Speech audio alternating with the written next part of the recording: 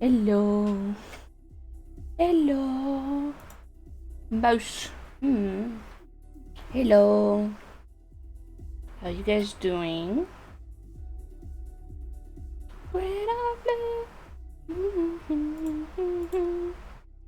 How's everybody doing? Wait, how about okay, let's start over here first. You know, let's yap. How you guys been? I hope y'all are having a wonderful day. It's hot, right? Yeah. I have a fan on me right now, so ooh, colors. But so if you hear the fan, let me know. I can still turn it off, so it's been 5 minutes. Man. Let's see, swimwear. Let's go. There you go. Wow, 98%. I need to look up how to do the TTS soon. I'll figure something out probably.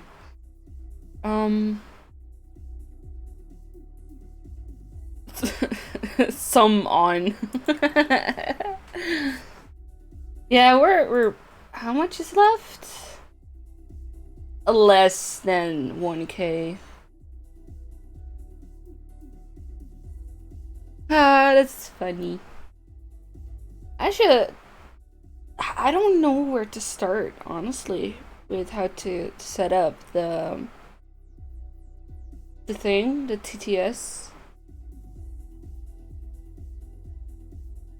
I said that I would look into it, but I haven't looked into it yet, so oopsie. But I'll figure something out. I promise I will. For realsies this time. I'm not sure how to do it so that feta is also like functional. It might. Oh my god. There you go. Like, I don't know how to set it up. If that makes sense. We're together forever, we're never gonna be apart. Okay. Whoa. You've. It's just 500 points. That's funny. So close. It's still not there. Too bad.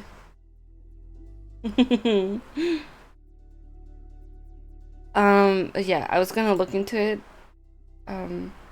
It might just be like a pop-up of feta yapping and then goes away again. I'm not sure how to do it in combination of the little icon over there, this guy. Yeah. The current feta on screen might not be the end product, if that makes sense. I'd love to have the yapping thing. I might find out a way. Okay, I know how to do it, but it would reduce the mobility. It would just be a solid image, if that makes sense. Together forever, we're never gonna be apart. Wow, you're such a cheater. Having 2 accounts to watch me is insane. Okay, but we're here to play a game, you know? But yeah, yippee, we've done the bring back TTS.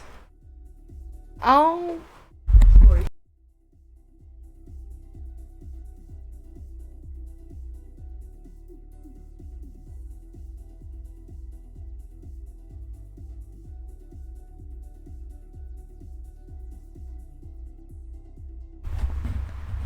Sorry.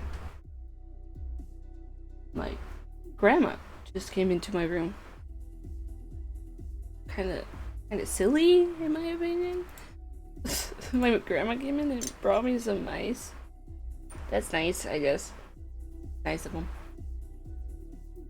Whatever. Now I got ice cream that I gotta eat. So I don't know. You guys talk with yourself or something? I don't know. I'll, I'll eat while playing a game. Don't worry. Let's. Okay. Okay. Okay. Okay. Okay. Let's just switch over. You know, let's just play a silly little game. There.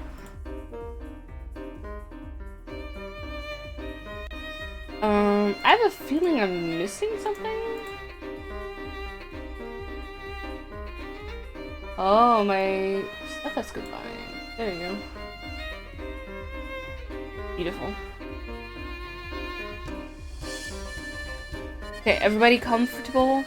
How's the audio? I think the audio should be fine, right?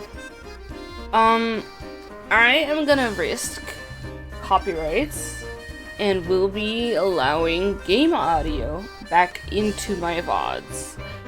It might screw me over. I might split it again. Like, the audio is split between game audio, YouTube, my audio, yep. I might split it so that, what's it called? I can have like one copyrighted and one non-copyrighted video game, if that makes sense. Otherwise, too bad, you know? I had to mute a lot of parts, like actually mute them in the VOD. I think actually for this one, just for now, I'm gonna disable the VOD again. I'm sorry, I know. Very sad. Boo-hoo. But other than that, this is just temporary, okay? I think I'll split the audio after a stream. That might be a good idea, yeah. Okay. Let's play a video game, right? I don't remember what was happening last time we played. Because it's been like a week, I think. Okay. Our story so far. Standing at the gate into Chinatown, the professor spots two family henchmen. Deciding. Oh, wait a minute. Why again? Stream avatars, why are you like this? You're so tiny. Wait a minute. You guys are really tiny. There we go. That's better. I always have beef with this. I'm not sure why. It's really annoying. Okay. The sighting sparks new questions that can only be answered by Inspector Chelmy. Aided by future Luke, Layton and Luke look for a way to return to the present and meet with Chelmy. Back to the present. That's funny. You know, Back to the Future.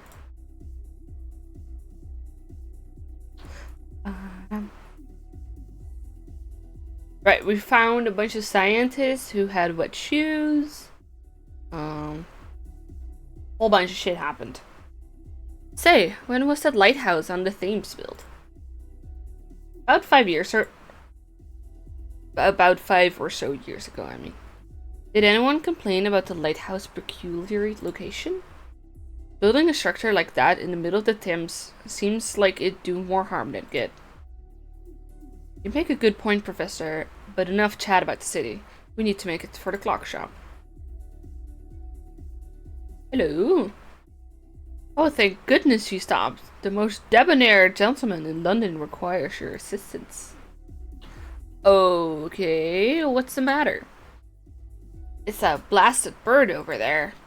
The dreadful creature swooped down and plucked my best cuff links right off my sleeves. What bird? That bird! Oh, that must be the bird this fellow was talking about. Oh wow, a parrot.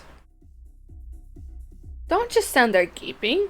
Grab the awful thing before he gets away.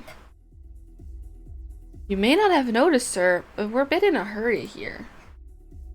Listen to yourself, Luke. Don't you remember what the professor always says? Helping people in need is the duty of every gentleman. I suppose you've got me there. Very well then, let's think. This bird clearly likes shiny objects. Tell me, sir, do you have anything shiny we can borrow for a moment? Of course! What sort of gentleman would I be without the proper accoutrement? Here, I carry this garnet for when I need to accessorize with a little flash. Oh dear. What's wrong? Curses! My garnet has fallen to the bottom of my bag, and I can't reach it. Oh, is this another sliding puzzle? Oh, no. You're not making it very easy to help you, sir.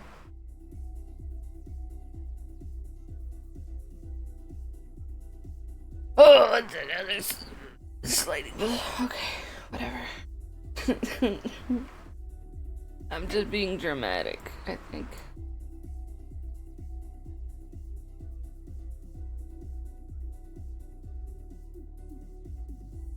Well, that's not it.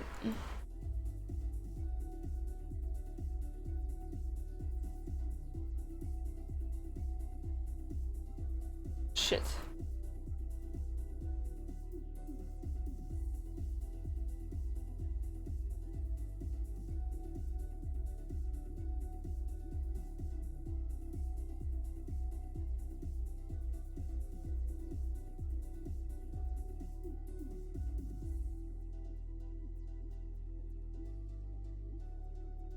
I have no idea what I'm doing, by the way. This is gonna be one of those where it's like possible to do in like 4 moves or whatever. And I'm just dumb. I mean, that's very well possible.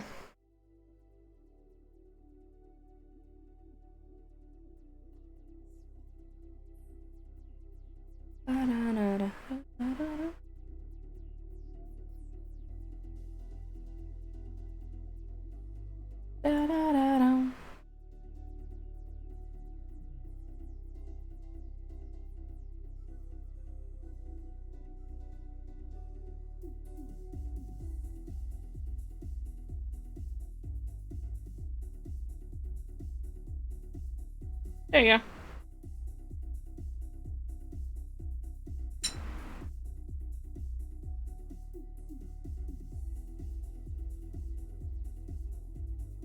Let's go.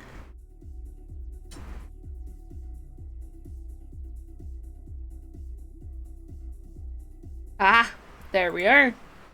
With any luck, this fleshy bauble will attract the feathery fellow.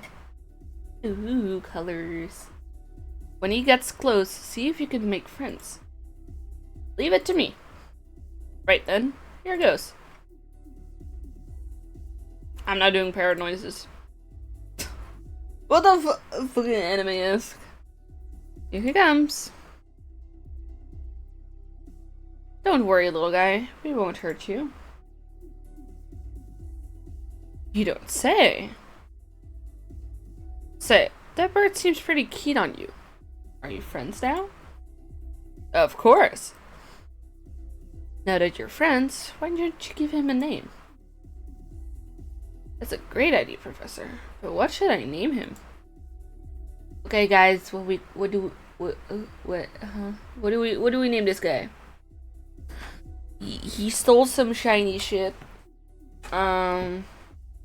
He's been a real dickhead to me the first time we saw him because he flew away. We're calling him Onion. Okay. Onion. Okay. Hello, nice to meet you. I'm Onion. Oh my god. Hello back at you. I'm Luke. Nice to meet you too, Onion. Well done, Luke. That was amazing. Of course. What else would you expect from the apprentice of the great Professor Layton? Wait, you're talking to yourself, but like, in the future. Uh-huh. Blah blah blah blah blah blah blah blah blah. Thank heavens you caught that feathery menace. What fine young men you two are. Keep at it, and one day you may well each become a true gentleman like myself. We're glad we could help. Here you go. I believe these cufflinks are yours. Oh yes, there we are. With this on, I'm even more devastatingly handsome than before. Now, I believe you two young men deserve something for your trouble. Oh, there's really no need, sir. He's right. Helping people is a reward enough for any gentleman. Uh-huh. Whatever you say, buddy. You're still waiting? Sure wish I could find my way back home. It'd be nice to see the family again.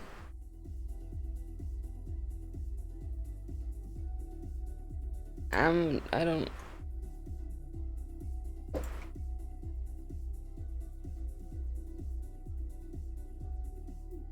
Let's take the path on the left up here. The left? Will that take us... Will that way take us back to the Midland Road as well? It will, and in half the time. Okay, well, if you say so. Who are you?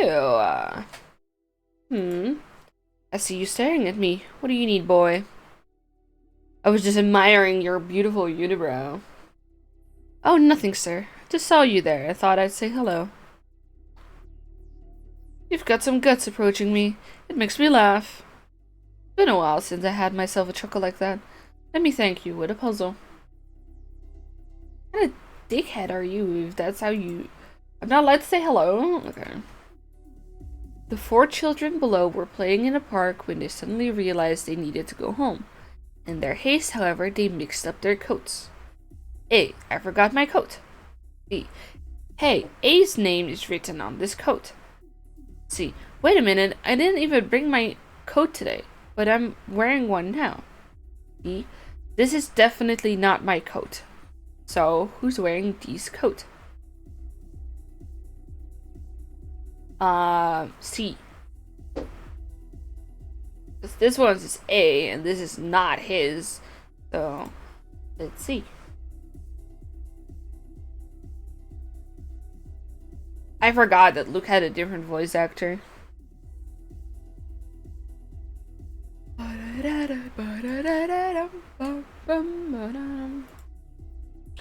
Let that puzzle be a lesson to you. If you're careless with your things, you can lose them. Here, take this. I found it over there. You must have left it behind last time you were here. Okay, well, thanks, I guess. I bet the view from the observation deck is out of this world. It does have quite the view, but we don't have time to stop right now. To the clock shop. Damn, Luke, stop rushing me. Midland Road is just on the other side of that door. I'll run ahead and open it. Hey, the door's locked. Locked? That can't be. Step aside, little Luke. I'll get it open. Strange. It is locked. Look here, you two. There's an unusual set of numbers embedded in the door.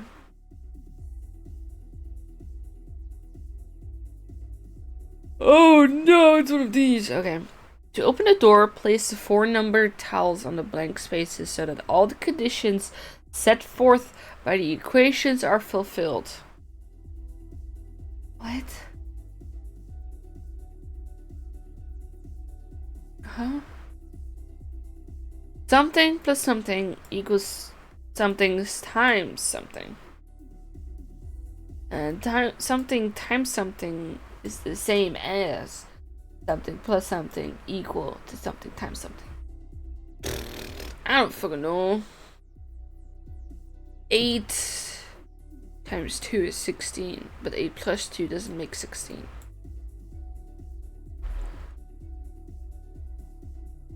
I don't know what the arrows mean. Is that just where I have to place them? Is that... I mean... I don't know what's happening.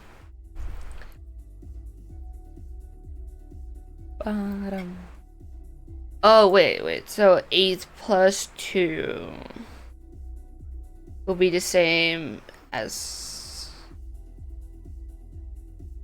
6 times 4 doesn't do that, though.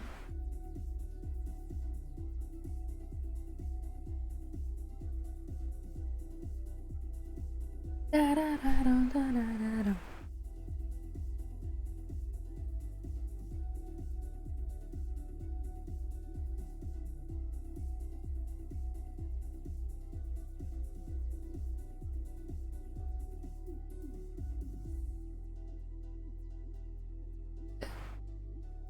if it was like this, then the top row would make sense. Because then 8 times 2 is 16. And then 9 plus 7 is 16. But the bottom doesn't make sense. Because it would be 10. And this would be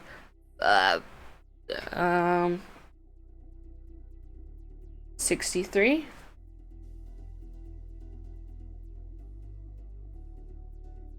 So that's not it.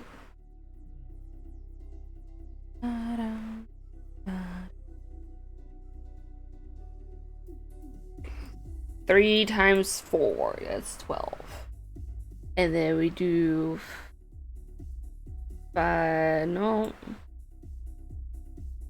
Has to be like lower. 8.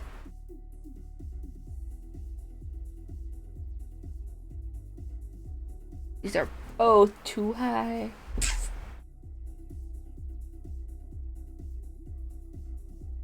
Five times 1. That's 5.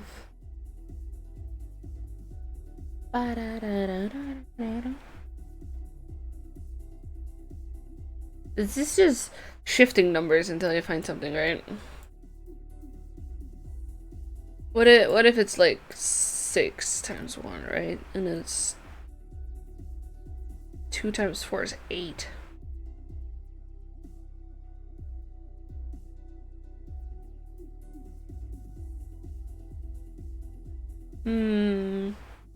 Now this doesn't make sense anymore.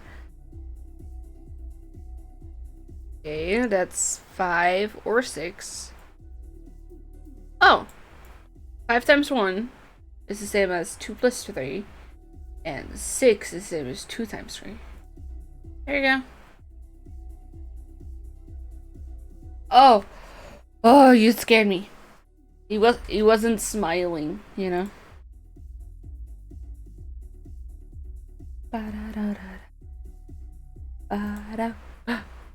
Wonderful work, Big Luke. I think it's a little early for congratulations, Professor. The door still won't open. If the puzzle wasn't keeping the door shut, what is? Well, it's supposed it's time for Plan B. It might seem too simple a solution, but would you two help me shove this door? Yeah, let's break shit down. Certainly. It seems we've run out of other options anyway. Ready, everyone? All together on 3, 2. All together on 3. 1, 2, 3. Yeah, they all died. Look. Oof.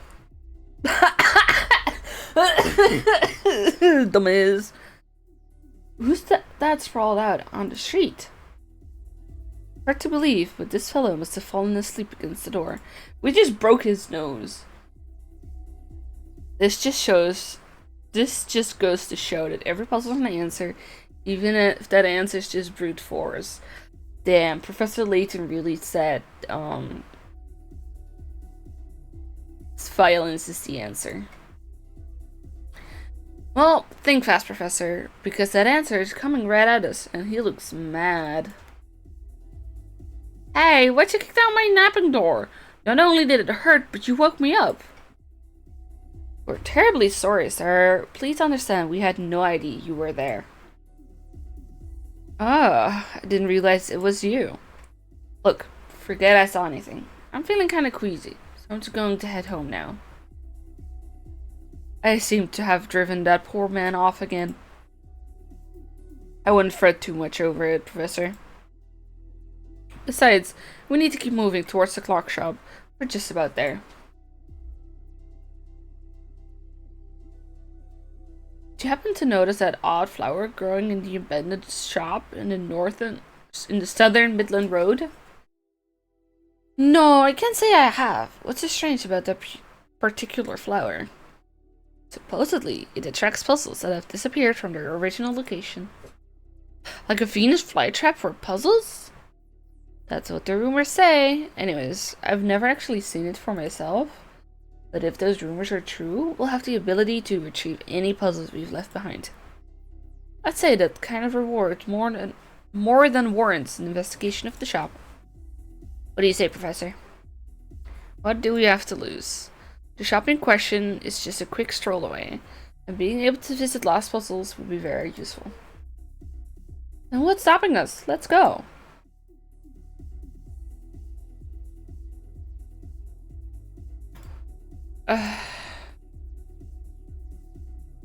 Is that in here? No, it's... Why does it really want me to go to the flat? I don't care. Is this one? There you go. There's a bee! Yes.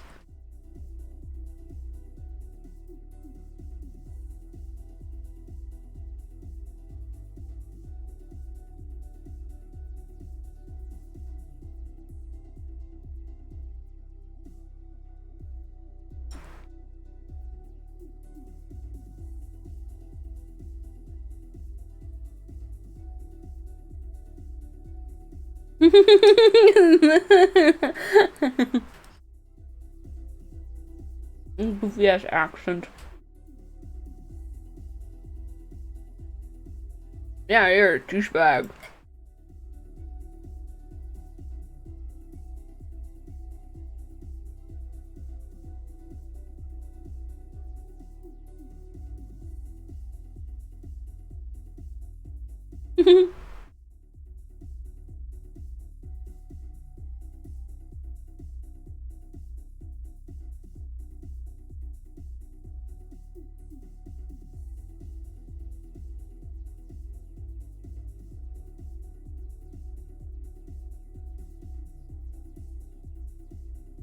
That's funny.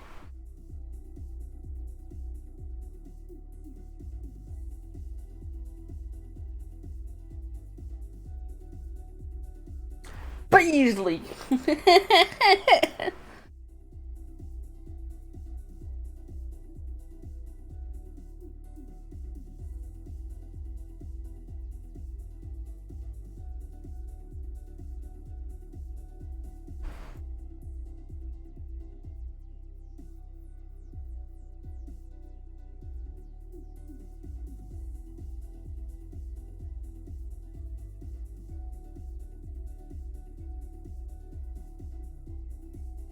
Painful.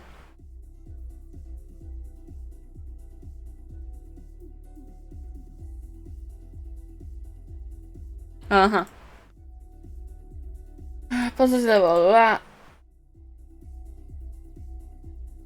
Okay, just...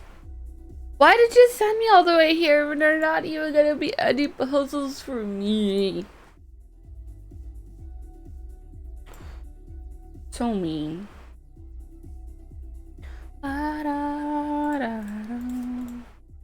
Okay. There's the shop. The door was locked earlier and no one would answer it when we knocked. That's because she didn't know the secret knock. Watch this. Come on in. Go on. Try the door now. But, this is stupid. Doesn't look like anyone's here. Well, look who's back. What are you doing hiding there? I see you've learned the secret knock, dearie. Actually, it wasn't me who did the knocking. Spring, is Cog around? There you are, Luke. Cog's in the back room.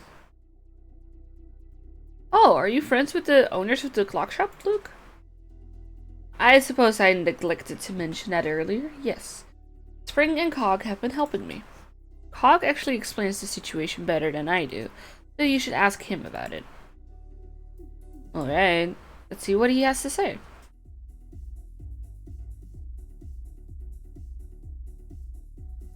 Hello! Give me your money, bitch. Thought I heard voices up front. Nice to see you again, Professor, and, Luke, the Professor's apprentice. Yes, Luke, of course. Would you mind talking a bit about the wormhole and how it all started? I think it would help get everyone on the same page. It'd be my pleasure. You there, Luke? The smaller Luke, that is. Yeah? Tell me, boy, what does this contraption behind me look like to you? A big old clock. Right, you are. By my estimates, this clock is well over 100 years old. The old gal needs a lot of TLC to keep chugging along, so I spent quite a bit of time on maintenance. I was right in the middle of oiling up her gears one day when 2 family goons busted in.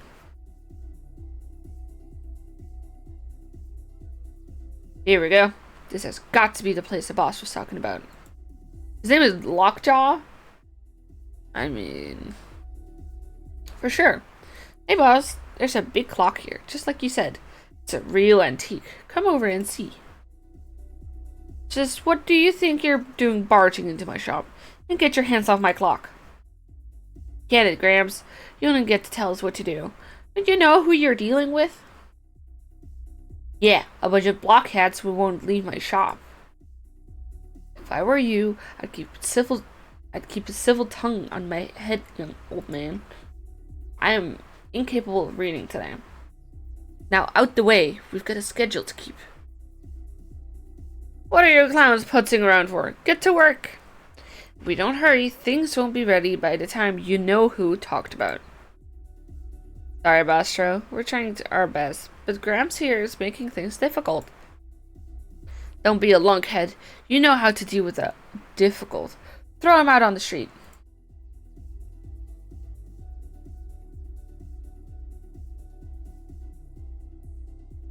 Let me go, you dirtbags. We're just gonna go for a little walk, Gramps. That's okay with you, isn't it? Keep your filthy hands off my clock. Do you hear me? And then he died. We're just about on schedule. But we have to wait to turn this thing on until the exact time the big guy mentioned. Bong.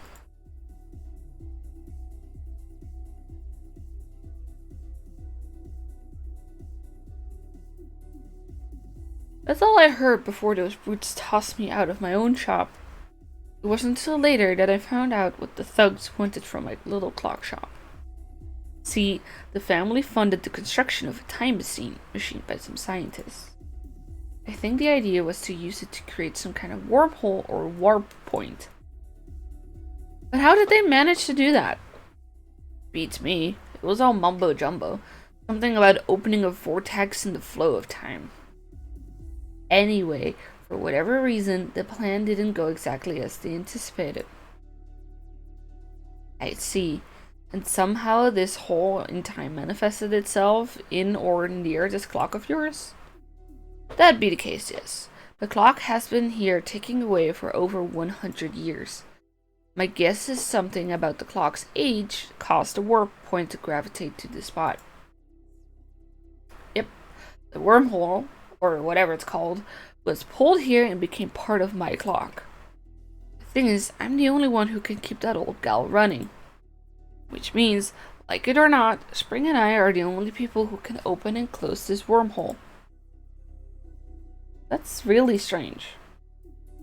It's a burden, that's what it is.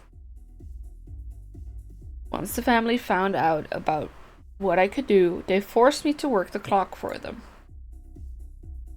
After a while, I caught wind of Cog's situation. Oh, excuse me. I'm sure it goes without saying, but Cog isn't part of the family. In fact, the family's been nothing but a source of trouble for poor Cog. Sure sounds that way. Knowing that, I approached Cog and Spring and explained my idea to them. After getting them on board with my idea, Cog fired up the machine and helped get my message to you. And upon receiving your letter, my curiosity took myself and Luke on a journey that led us here. It's quite the plan you dreamt up, Big Luke. Thank you. But it's about to get even more interesting. Oh? Professor, with Cog's help, we can send you and little Luke back to your own time. You'll be able to ask Inspector Chelmy all the questions you want, but when you're done chatting, you will come back to put a stop to what's going on here, won't you? Luke, you of all people should know the answer to that question. I keep my promises, and I intend to solve that problem here. It's what a gentleman would do. Thank you, Professor. That's exactly the answer I was hoping for.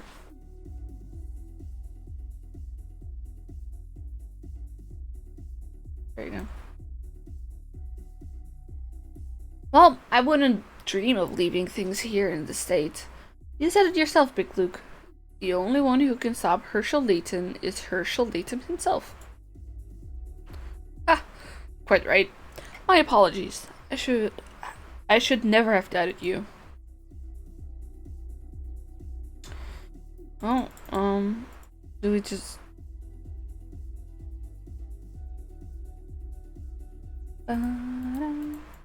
Excuse me. I think I know what... I cannot...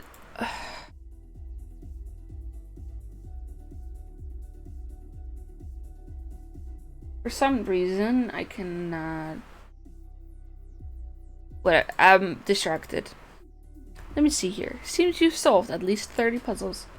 Yep, you've done enough research to take your investigation back to your own time. Hopefully, you'll learn something there that'll help us fix the terrible situation in our time. Yes, I hope so too. Now, Cog, if you will be so kind as to fire up the clock. I hope you'll understand if I stay here. I don't want to risk distorting the events of the past any more than necessary. I agree completely. Besides, the poor inspector's eyes might very well pop out as if the poor inspector's eyes might very well pop out of his head if I showed up with 2 Lukes. But just think about how fun it would be to see his reaction. Pity you can't come, Big Luke. Okay, she's all ready to go. Let's get this show on the road. Bong, bong.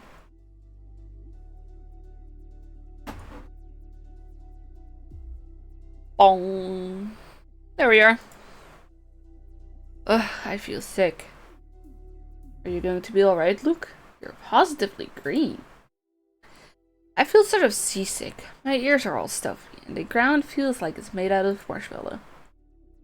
Yep, that'd be the time sickness talking. The first jump I made, I felt the same way.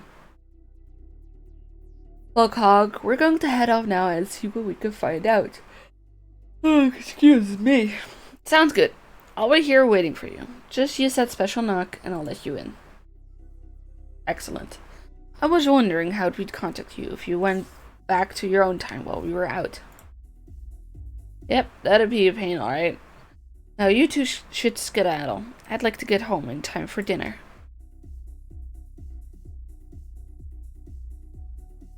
Bye, Spring. Okay.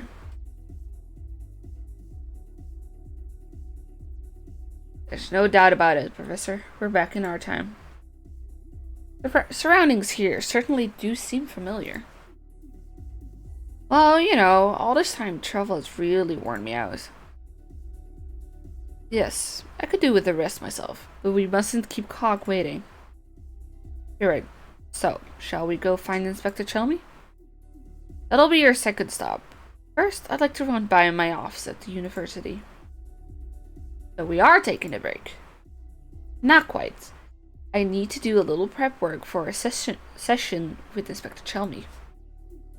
Preparation, my boy, is the foundation upon which every good investigation is built.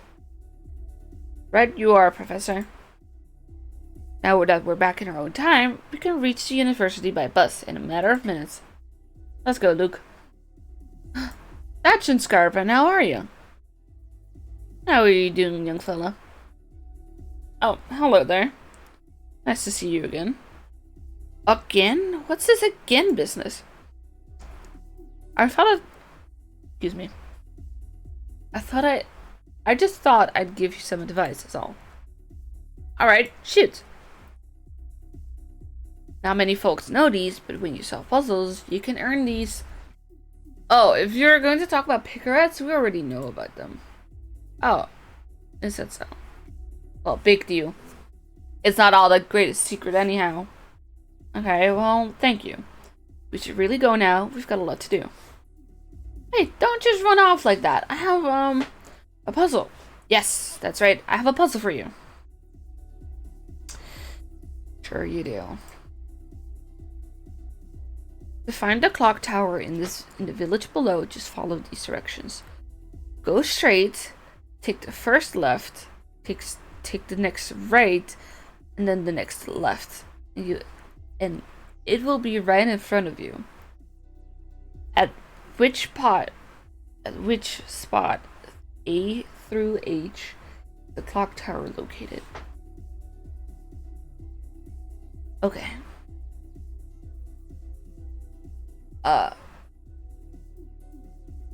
Go straight. Take the first left. Take the next right. Well, that sucks. Go straight. Take the first left. Straight. Take the first left. Right. And then the next left again. There is no other left. Okay. That's right. Left. And then take the right. And then the next left. There is no other left.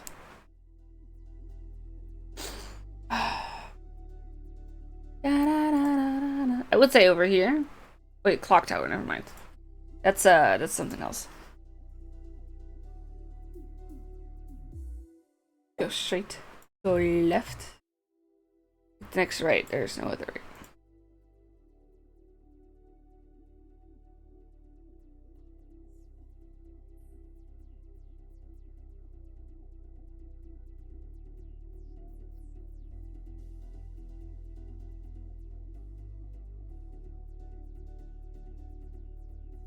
That would work then, right?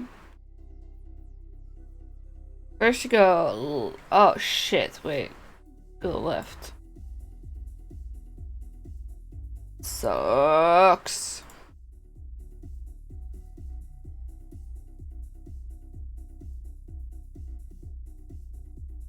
There is no other left. What the fuck you mean?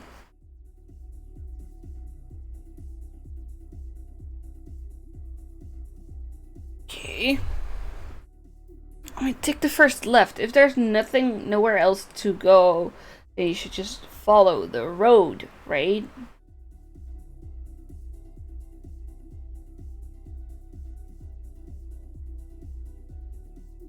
What if... Well, okay.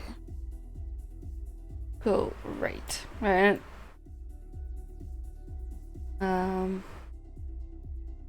That's left.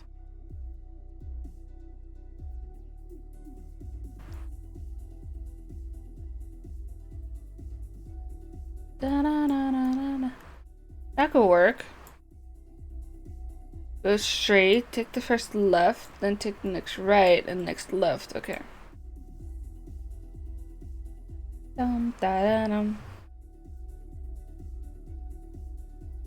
Let's go. I just needed a minute. How was that for a fun puzzle? It's in your top 10, yeah? It was okay, I guess. What? Just okay? Oh, I get it. You're playing it cool. You don't want to let on that my puzzle rocked your socks off. You might be thinking too hard about this. Oh, I got a T sticker. That's cool.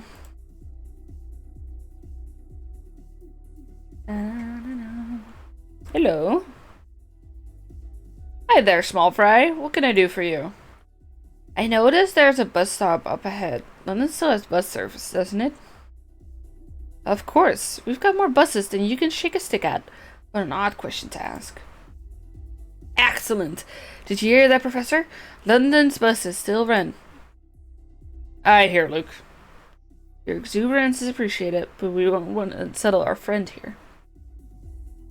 Jeez. Never seen someone get so jazzed about riding the bus. Well, if you like buses, you're going to love this little number.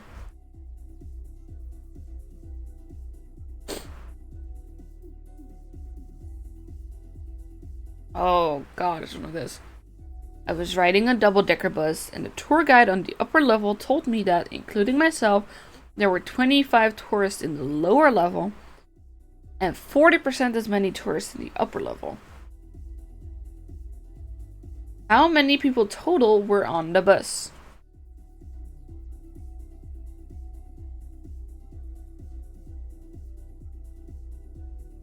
Wait, okay. This is just simple math, right? So that would be... What's 40%? That's like 10, right? There were 25 in the bottom.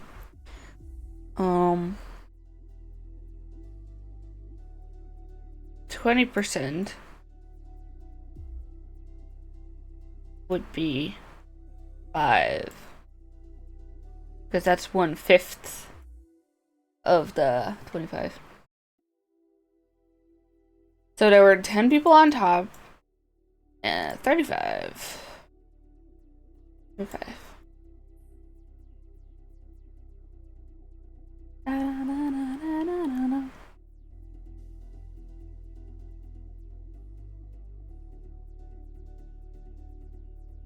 But even if you get that, there's a catch. Is it 34 because the driver is not a person? He's not a tourist. Wait, no. It should be 36 because there's also a tour guide.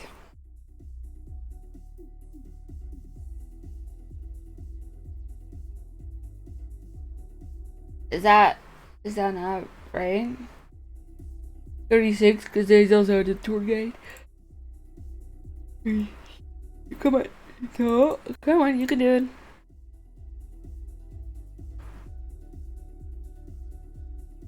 Damn.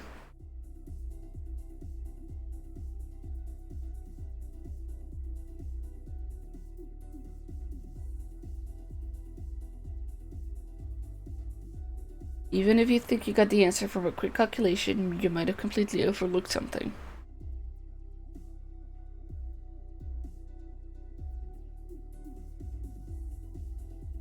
I was riding a double-decker bus, and the tour guide on the upper level told me that, including myself, there were 25 tourists in the lower level, and 40% as many in the upper level.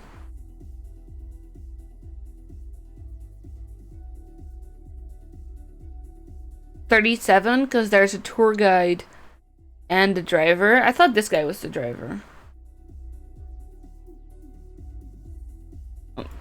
I'm gonna do every number that exists, man. There we go. I thought he was the driver because he was saying I was riding a double-decker bus. Da-da, da-da.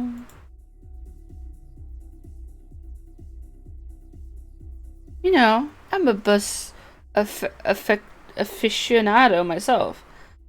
My favorites are the double-deckers around town. Sure, Vito. Whatever you say, buddy.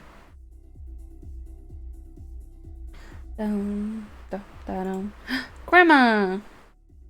Well, hello again, Bright Eyes. I trust you found yourselves in some nice shiny hint coins? Yes, and your expectoration played no small role. Lovely. I'm glad I could be of help. But where's my thank you? Out with it already. Of course. Please excuse me for not issuing the proper thanks. We appreciate your assistance. Yes, thank you. We never would have found them without the help of a wise old lady like yourself. Whoop. One moment. Okay. Oh, just a moment there, Alphine. Who are you calling old? They don't call me flawless Florence for nothing. You know, I'm as fit as nimble as any teenager. I apologize, Mrs. Florence. I didn't mean to call you old. I know how sensitive some seniors can get about their age. Senior? Old? You just don't get it, do you? Looks like I'm going to have to teach you a lesson the old-fashioned way. With a puzzle. Oh, right. Uh-huh. In my younger days, I was considered quite the catch. This is a picture of me back then, along with three of my handsome suitors. A few moments after this photo was taken, one of these gents confessed his love by presenting me with a heart. Can you guess which one?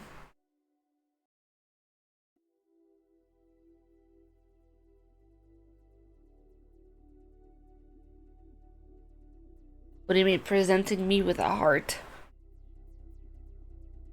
So we have a singer, we have a flower bouquet, and music.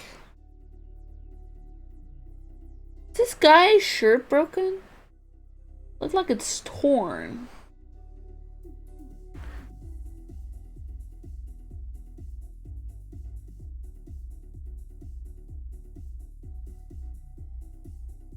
There'll be ads in 5 minutes. Nope. Okay.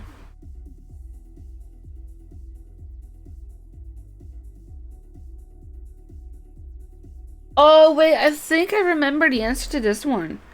It was the book guy, because if you bend it further, it would turn into a heart. Yeah.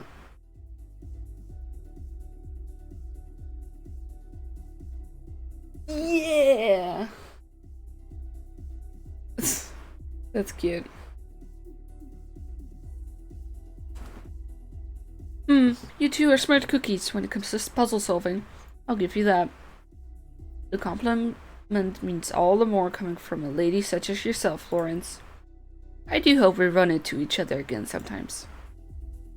Now you're making me blush. You can sweet talk me if you like, but you should know I'm a married woman. It seems our friend here has taken a shine to you, Professor. Da, da, da.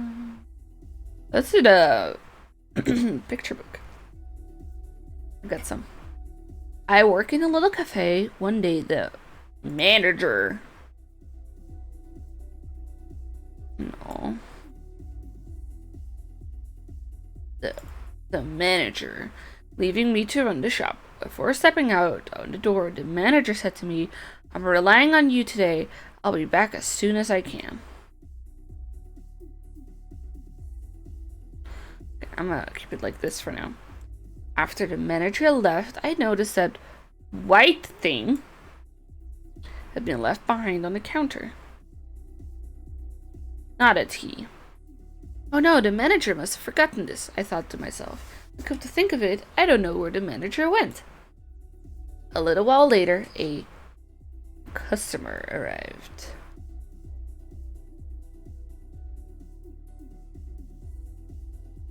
The first customer of the day. The rain is terrible. I'll have a hot drink. No, I'll have a traveler, please. Excuse me. Coffee, please, a really hot one. The door flew open once again. I could hear the sound of the rain in the pavement as the next customer came in. Gosh, it's just like they forecasted. The rain has chilled me to the bone. I'll have a hot drink, please. Please, but don't steep it for too long. The woman took a seat in the corner table. Since the manager in charge was gone, I had to make a coffee for the customer by the window, and I also had to make the tea that the other customer had ordered. However, I ran into a snag, realizing the white thing was gone. Cocaine? The door opened again and someone stepped inside. Thank heavens, that must be the manager, I said. But when I turned around, I saw it was actually a customer. This customer sat down by the counter. Eesh, I'm tired. But look at this white thing I found in the forest. And was I lucky or what? Alright. My order. I'll have a hot drink, please. Like coca?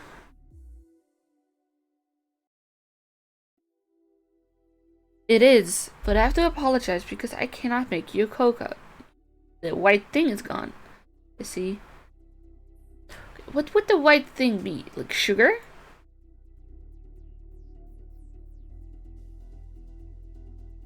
Over here. My apology. The mustached man sitting by the window said, I don't like my coffee black.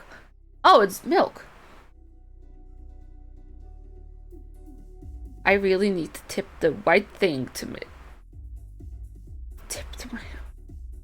Make it palatable. The woman in the corner piped up as well. Hot tea's the best. Friend of mine. Friend is the white thing. And customer by the counter chimed in. This is unbelievable. I came all the way to enjoy a coca. What if I switch these around?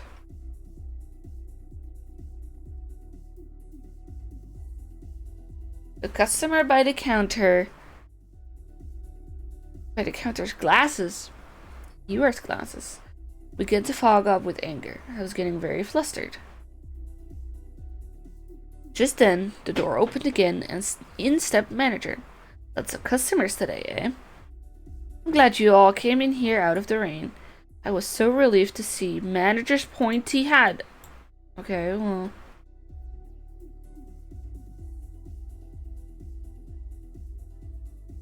I can find the white thing. I looked everywhere, I said, causing the woman's eyes to go as big as saucers. What are you talking about? Didn't you hear me when I told you I was stepping out to get another white thing?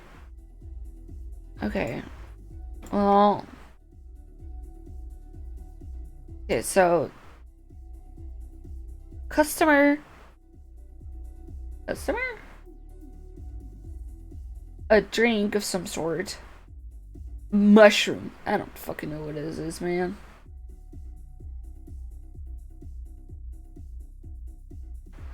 Da, da, da, da, da. Hey, let's have some fun. Oh, there are ads. Wait, guys. There are currently ads in progress. Subscribe to install them. I mean, you know, it'll greatly help me and my branding. Whatever. Hey, let's have some fun, Onion. Right. So all you have to do is bring that apple to me. Think you can do it? The parrot has generously volunteered his services as a delivery bird. Unfortunately, the heavy items he has to carry make it hard for him to fly properly. Predicts his flight path and help him to the recipient by making perches out of rope for him. Create a perch for your parrot by connecting any two posts with a rope. Blah blah blah blah. Blah blah blah blah blah blah. Okay. Ropes cannot intersect. Okay. Okay. When the parrot lands on the flat perch, he will return to his basic flight path when it takes off next.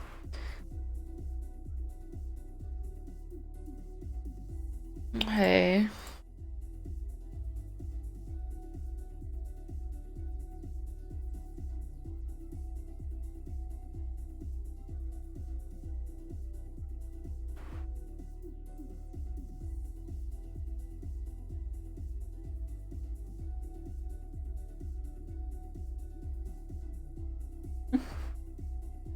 Easy. Wow, great work, Onion. You got that apple to me in no time. Whenever you want to do another delivery, just give me a squawk. Okay.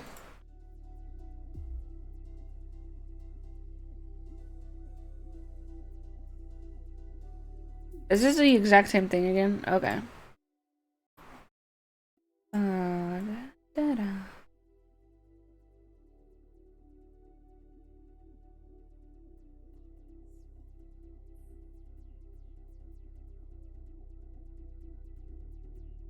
Oh, that was a lot easier. 'Cause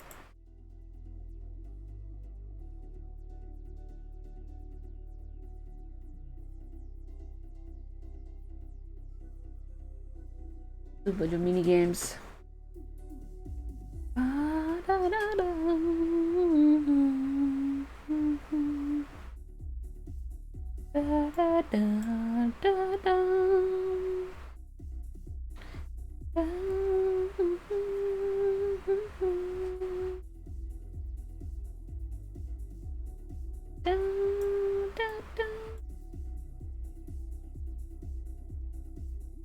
Oh, how do I do this?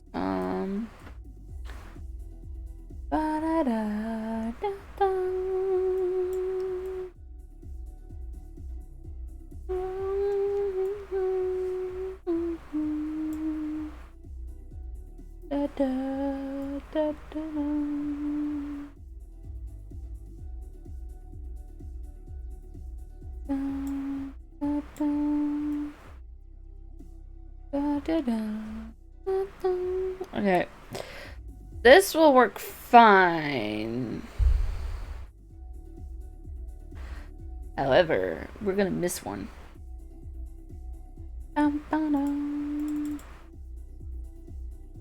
What if it goes up first? No, down first. Okay, I need this and this here.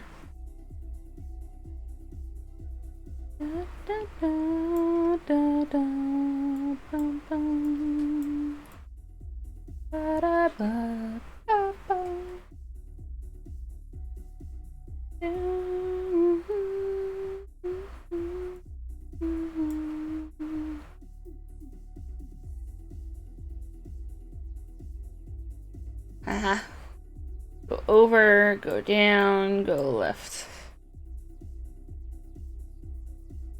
Go.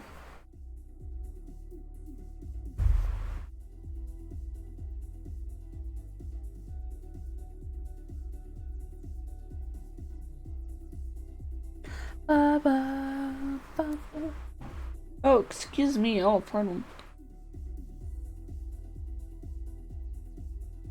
Let me put this away.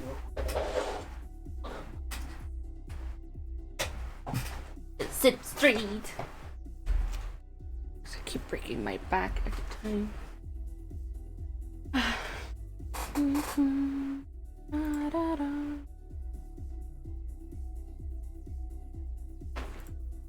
Okay. Wait, no, university. Let's make our way back to the office. Which bus goes to Grissenheller University? Grissenheller.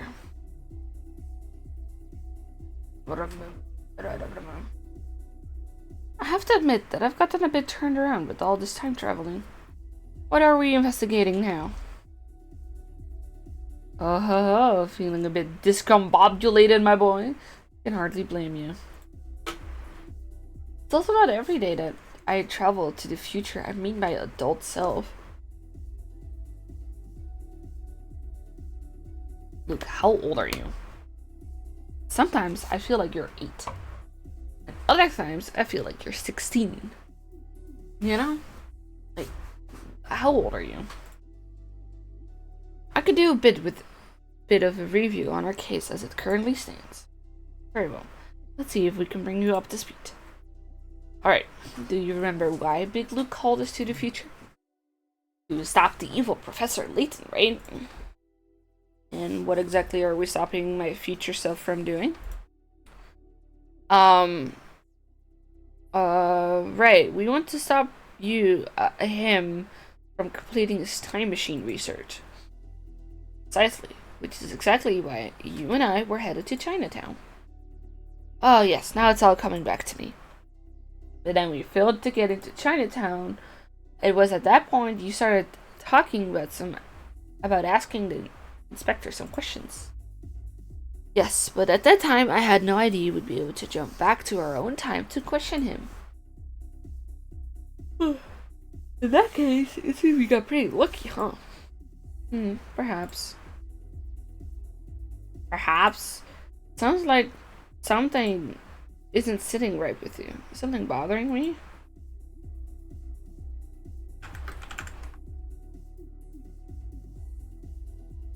Indeed. And it's that something we've come to investigate. And we just about reached our stop. We're around by my office, and then it's off to see the inspector.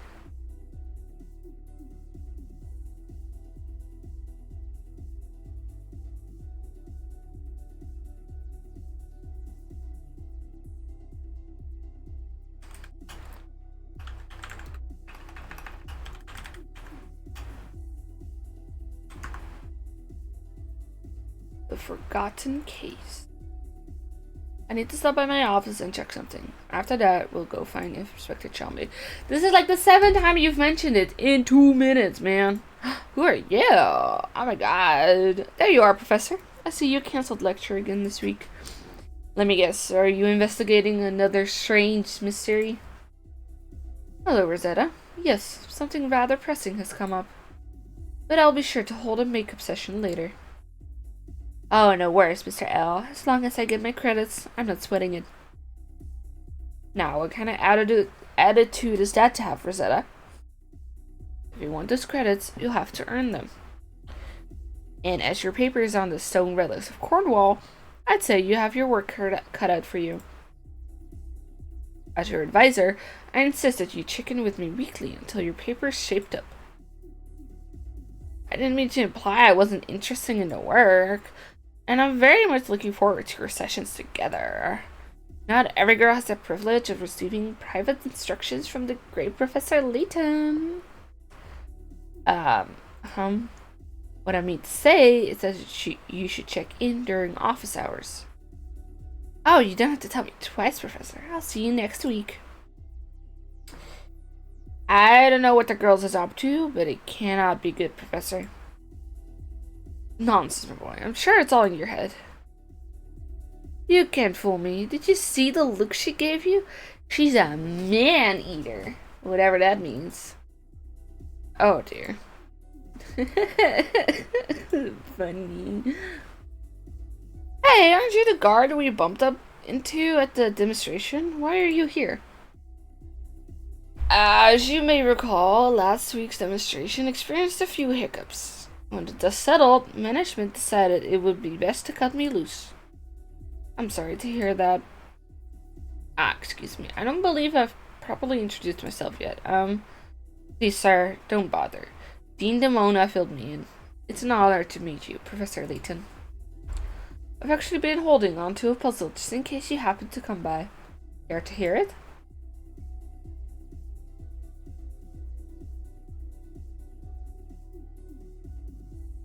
Each member of a shady trio was dressed in red, white, and green. However, none of their outfits were the same. Here's what the witness had to say about them. The men wore the same colored jackets. 2 of them had white pants on. The larger man wore a white hat. The woman's jacket was green. Okay, so he's green. 2 of them had white. None of their outfits were the same. Okay.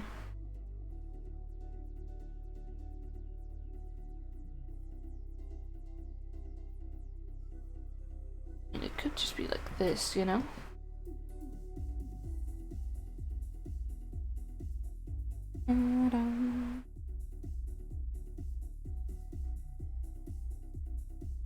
Okay.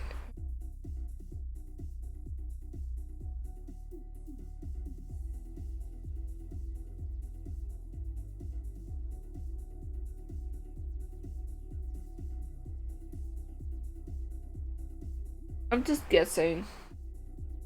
Yeah, nice. They didn't say anything about the hats, so I was kind of confused. Well, they didn't say anything useful about the hats. Yeah.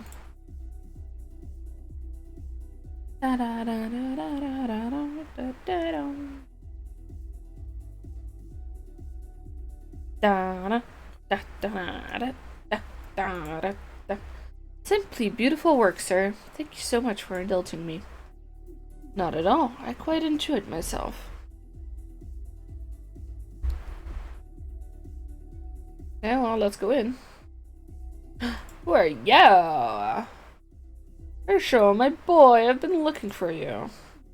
Hello, sir. Didn't you receive my notice that I was on holiday? Oh, that? Yes, everything is in order there. It's something else I need your help with. In that case, please tell me how I can be of assistance to you, sir. Lean in a bit, my boy. What I'm about to ask you, well, I wouldn't like anyone else to hear it. Thing is, I have a puzzle I simply cannot work through on my own.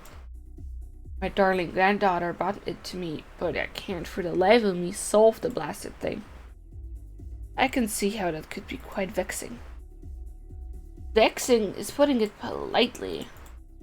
It's hard to feel like the king of your castle when you cannot even solve your grandchild's puzzle. It's a rather serious issue for me, Herschel. Certainly sounds that way, sir. Yes, so I take it I can count on you to help me work through this thing. But of course. 1 out of 1,000? Okay. Here are some matchsticks that spell 100 million. Move one of the matches into the garbage to display a length that is 1 out of 1,000, that size. No.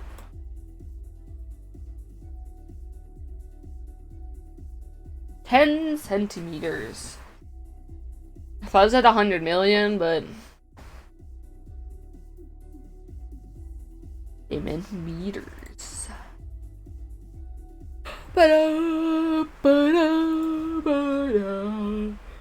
Oh, that's it. My granddaughter's gonna flip when she hears how clever her granddad is. I'm glad I could help you with your predicament, sir. Likewise. By the way, Herschel, I do have one small favor to ask of you. Certainly. Let's keep the fact that you helped me with this puzzle between you, me, and a wall, shall we? Of course. After all, you've a reputation to maintain with your granddaughter. It'll be our secret. Receptive as always. But what about you there, young man? Can you keep a secret? Of course. My lips are sealed, sir. Splendid. For that, you have my thanks. One last thing, Herschel. That's like the third last thing that you have to tell me. There's a young lady in your office, said she's waiting for you. I see. Oh, you must be talking about Flora.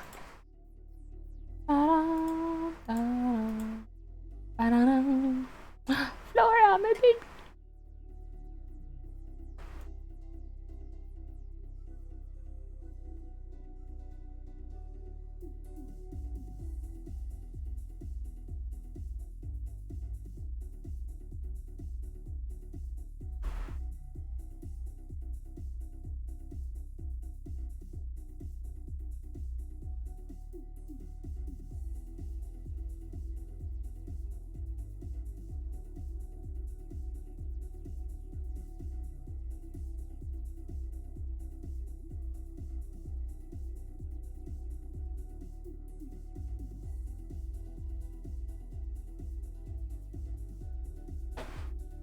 Oh, poor Flora.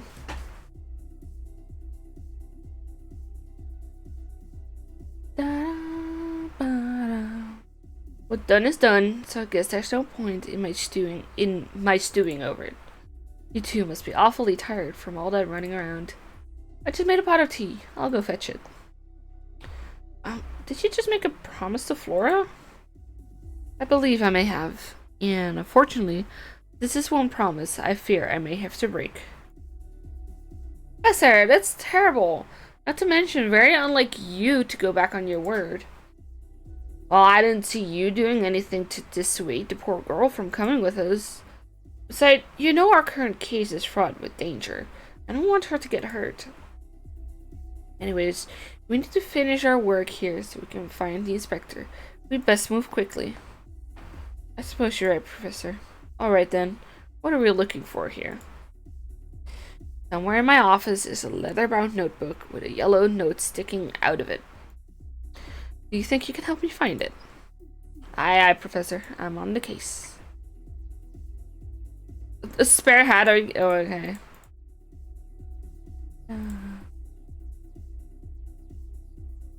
I mean, we all know what's in there then, huh? Da-da-da, da-da.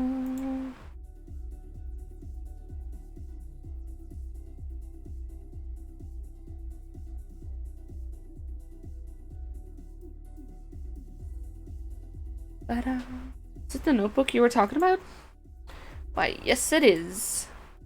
Let's see. Information concerning the explosion at the Institute of the Polydimensional Research. Did you put this notebook together, Professor? I did, piece by piece. Sadly, most of its content have been removed. Oh, you weren't kidding. Most of the pages have been torn out. It's been a while since I opened it last. Let me see. At least the newspaper clippings are intact.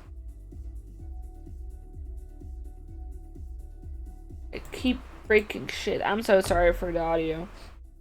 When exactly are these articles from, Professor? I'll explain more on the bus. But for now, we need to get out of here before Flora returns. Man, I feel so bad for her. This is like the second time we've dumped her. The other time we dumped her in the train. And during what's the name of it? The Curious Village. She was stuck up in a castle the entire time. I feel so bad. Voila! I thought that you might be hungry, so I made some little cucumbers. Oh dear, where did they go? Oh, Flora, I'm so sorry. You poor guy. Oh, I feel so bad. Scotland Yard. Let's go. About the notebook we picked up at your office, Professor. What exactly what explosion were you researching? It all happened several years ago when you were very small. So he is like 8 years old. Two scientists working in the physics labs unwittingly caused an explosion during an experiment. The explosion devastated the surrounding area. It must have been all over the news. You'd think so, wouldn't you? However, though many perished in the blast, few records of the accident remain. What happened? That's something I'm trying to figure out myself. But answer me this, Luke. What's the first thing that comes to mind when you hear of an explosion? Explosion of Dr. Stangun's time machine, of course. That was my first thought as well. I have a strong suspicion that these two incidents are connected. Why is that? What do you think, Luke? Well, nothing more than a hunch, so I can't really say more right now. Yeah, you can. Oh, Professor, this is our stop. Great. Here we are at Scotland Yard. There's no time to waste. We need to find the inspector.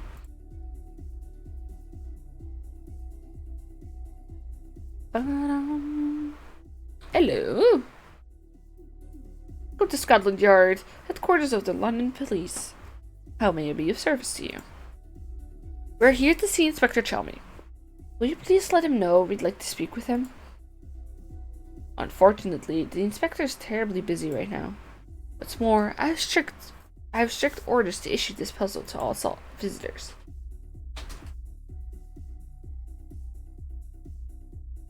In recent years, this city has been suffering from an increase in accidents and crime. According to a survey, there's one place in the city where there's a higher average of injured people and deaths throughout the year. Where could it be? Circle the name of the place. Aptol. Does everybody go there? Yeah. Aptol. That's right. Hey, let's fucking go.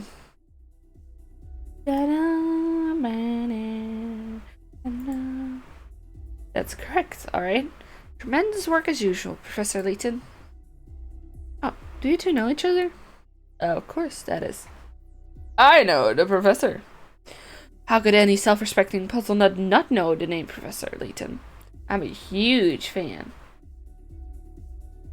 I assumed the puzzle I just solved was one of your own design. You got me there. I couldn't pass up the chance to have the Professor Layton solve my puzzle. I'll go ahead and let the inspector know you're coming. His office is just up those stairs on the second floor. Thank you very much. Oh, Barney, or Barton, whatever. Nothing like a cup of tea to soothe jangled nerves. Good day, Barton. Good day to you, sir. Barton, we wish to have a few words with the inspector, but I don't see him here. I don't see him here either. Barton, I swear to God. I was led to believe he was here, in his office. Yes, he was. Then he got up and left. It was all very sudden. I too am puzzled by his sudden disappearance. Barton, I sincerely hope you're not spreading misinformation about me. I just told you that I needed to pop downstairs to see the commissioner. Ah, yes, you did say that, sir. Barton, fucking useless. Use your ears, Constable. You'll never move up in the force if you don't learn to listen. Greetings, Inspector. Apologies for not saying hello, Layton. What a surprise to see you. Welcome to my humble office. Forgive the sudden intrusion, Inspector. I heard you're leading the investigation on the Prime Minister's disappearance. I am. And as it's with you I'm speaking with, I'll be quite candid. The case has me completely baffled. Dozens of eyewitnesses, myself included, and a one blasted lead to work with. Since you were there, I might as well hear your takes on things. Have a seat. I was questioned the day of the incident, but maybe our chat will uncover some new theories. Yeah, maybe. We've already established that you were there when the explosion occurred. Yes, I certainly was. Then you must believe, as I do, that there was no way anyone could have survived that blast.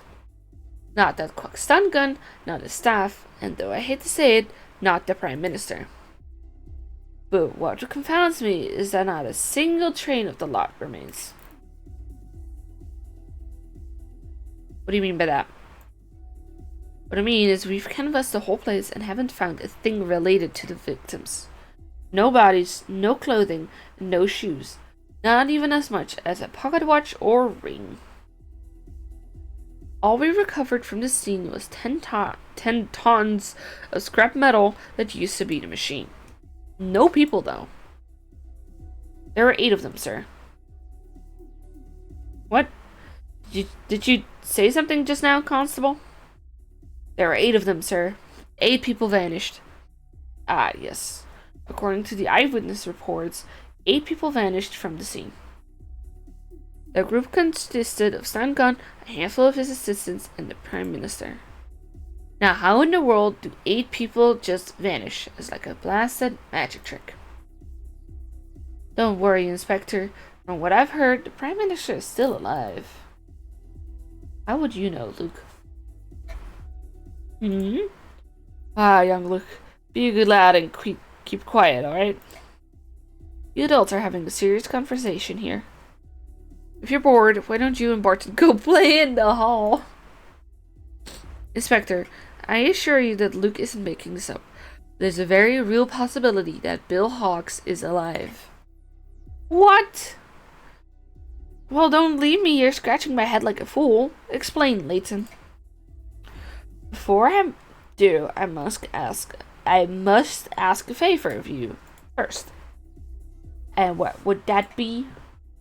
Do you recall the explosion that occurred at the Polydimensional Research Institute 10 years ago? What did you just say? I'll take that as a yes. It's imperative that I see any and all case files on that incident. You just might be onto something here, Layton. What do you know? Nothing at the moment, but I have a suspicion on your current case and this old one are linked in some way.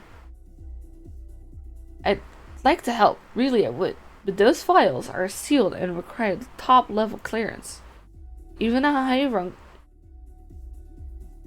high-ranking officer like myself would have trouble getting his hands on those. I see. I had hoped a man of your status might have the influence necessary to acquire those documents. Unfortunately, it seems I may have hoped for too much. I'm sorry to have asked you the impossible of you. Just a moment, Layton. I might be able to get you access to the case file. Excellent. I would be extremely grateful for that. Just one thing, though. These documents don't come for free. I want to hear everything you know or suspect about the Prime Minister's whereabouts. Of course. Once I've seen my documents and I'm sure my theory is sound, every detail will be yours. Barton, head down to the archive room and find those old files. Tell them you're there on my orders. Right away, sir. Those files can't leave the archive, but you can read them there. Head downstairs past the lobby into the basement. Much appreciated, Inspector. Hello.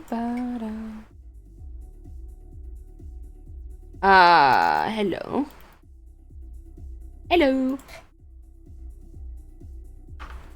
Yeah, give me your money. Welcome to the archive. Thank you, Barton. Very cool. I've gathered all the files pertaining to the explosion. Thank you, Barton. Your hard work has saved us considerable time. Ew, these documents are all mildewy and covered in dust. These files are off limits to most people, so you're the first to touch them in a long time. I see. Send some of those over and I'll help you through them. Where should I start? I appreciate the offer, but I should handle these myself. They are top secret after all. Of course, I understand. I'm just look now. Let's fucking go.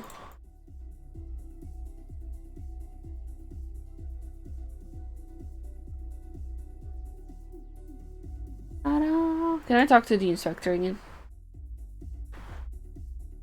Hello, lads. Is Layton almost done poring over those documents? Okay, well, I guess not.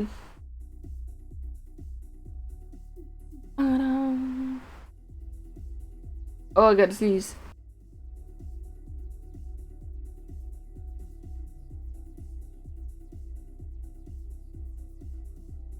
Wait just a bit longer, Luke. I'll finish up here soon.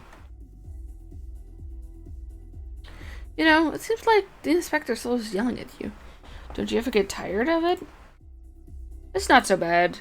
Sure, he scolds me, but only when he has a good reason to. Which is often, unfortunately. Oh. I make a lot of mistakes, so I get yelled at a lot. He's always telling me I like inside-out cases and don't pay attention. Which is completely understandable. I just get distracted and then I make mistakes. Aw, chin up, Barton. Everyone makes mistakes. Heck, I make them all the time.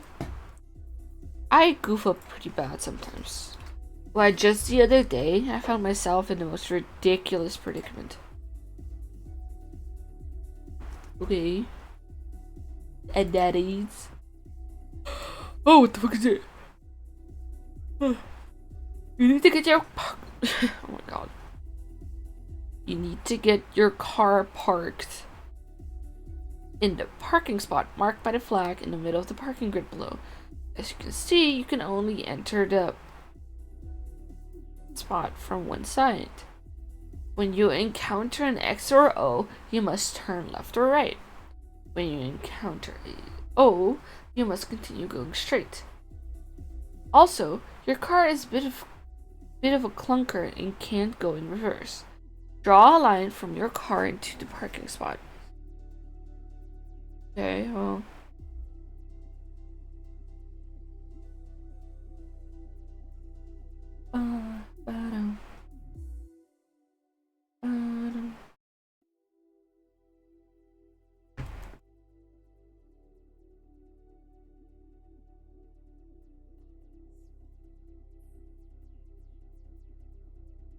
Wait. But if you're supposed to go straight, can you still go left or right if you hit a wall? Da, da, da, da.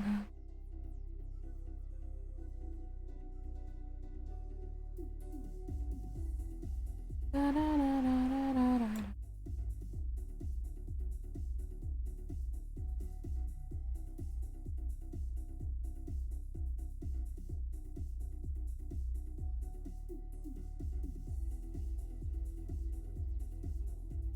Okay.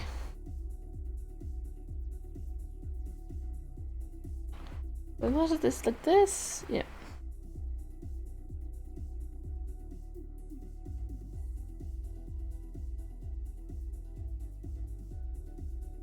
There you go. Nice. Man, if only they did like they fixed it. Nice driving. You have to circle all the way around to park. Blah blah blah blah blah blah. I don't care. Shit. Bam, bam, bam. Wonderful work, Luke. I bet you never give the professor any cause to yell at you. Well, he's not really the yelling type. But it's true that I never let a puzzle go unsolved. I got his reputation to protect. Oh dear. I've never considered that the possibility of my goof ups would harm the inspector's reputation. Don't worry, Barton. What's most important is to try your best. If only I could convince the inspector to see things that way. Look, come here. I think I found what we came here for. What is it, Professor? Look at him standing there, all menacingly.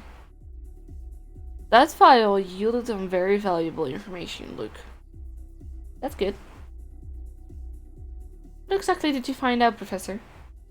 Let's just say I'm very confident the Prime Minister is still alive. However, the only way to save him is to travel to the other London while he's being held. Think he might be trapped in the future? Perhaps. Let's bring this discussion to the inspector.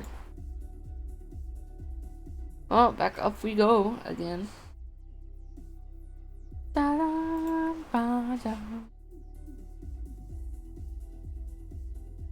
Well, Layton, did your investigation bear any fruit? It did indeed. To start, allow me a few questions.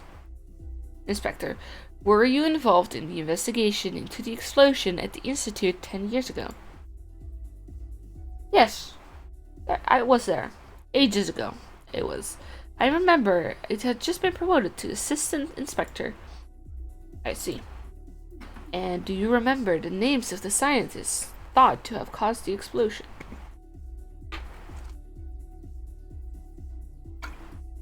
Sorry, I had to drink something. It's still really warm in my room, so... Let me think.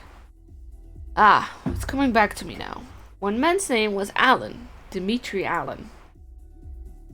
Weren't there two scientists implicated?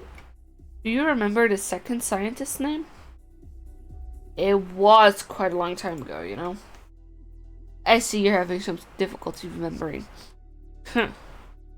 Well then, what about the victims? Do you remember much about them? The explosion caused substantial damage to the area and destroyed the neighboring apartment complex. One of the lab assistants perished in the explosion, as did several tenants in the building next door.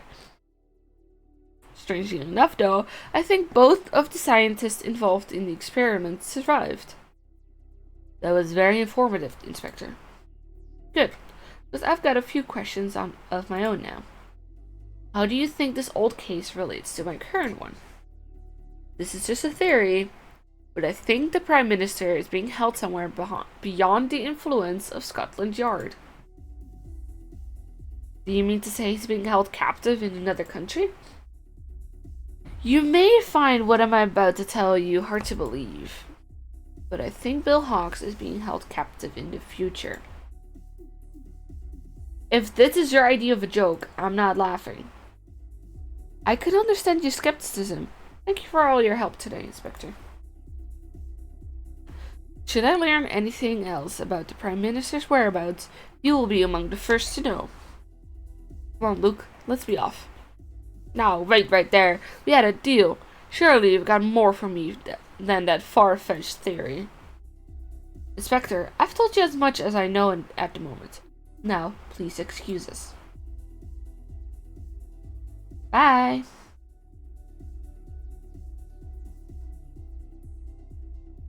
Now that we got what we came for, let's go back to the clock shop. Cog's waiting for us. Okay, Professor.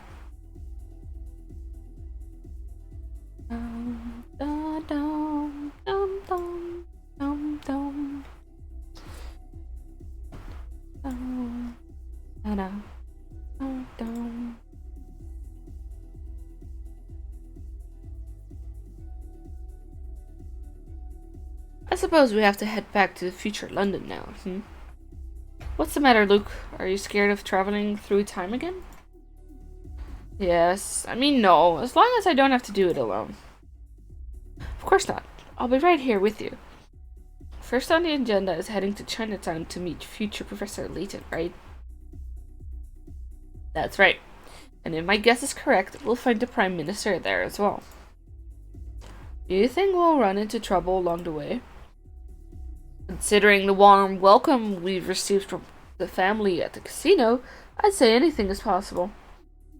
Look, there's no telling what kind of danger awaits in the future. Maybe it would be best for you to remain in our time. What kind of apprentice would I be if I left you to face all danger alone? Danger all alone. Of course I'm going to.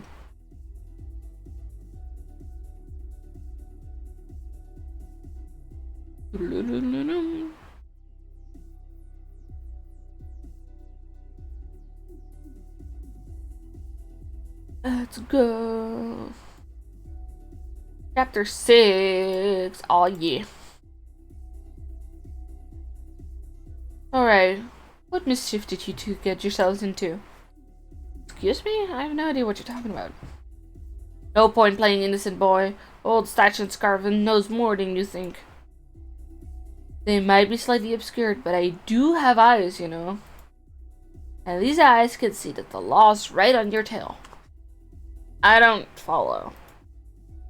Say no more, boy. Just know that I'm always on your side. If you call me, I'll come running.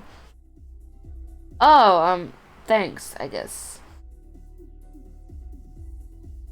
Well, we ought to be off now. Luke, I have the feeling that things are about to get interesting.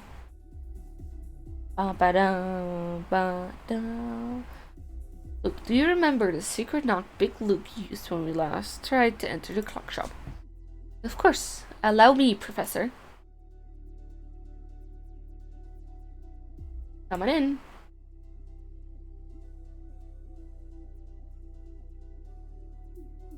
Welcome back, Professor. Sorry to keep you waiting. Where's Cog, by the way? Oh, same place as always. In the back, tinkering with that clock. Okay.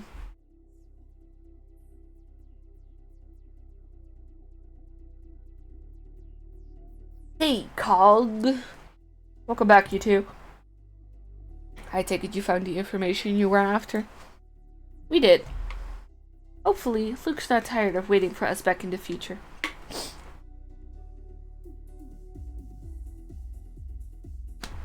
Yes, we mustn't keep young sir waiting. Young sir? Oh, did it just call Luke sir? Sorry, it's an old habit from being in the service industry. My mind's not as sharp as it used to be, you know. I make mistakes like that often. Someone's at the door. You can't just force your way into private property. It's illegal. Not to mention ungentlemanly. Madam, I'm no gentleman. I'm an officer of the law, and I'm here on an important investigation. What's Inspector Chelmy doing here? You told us, didn't you, Inspector?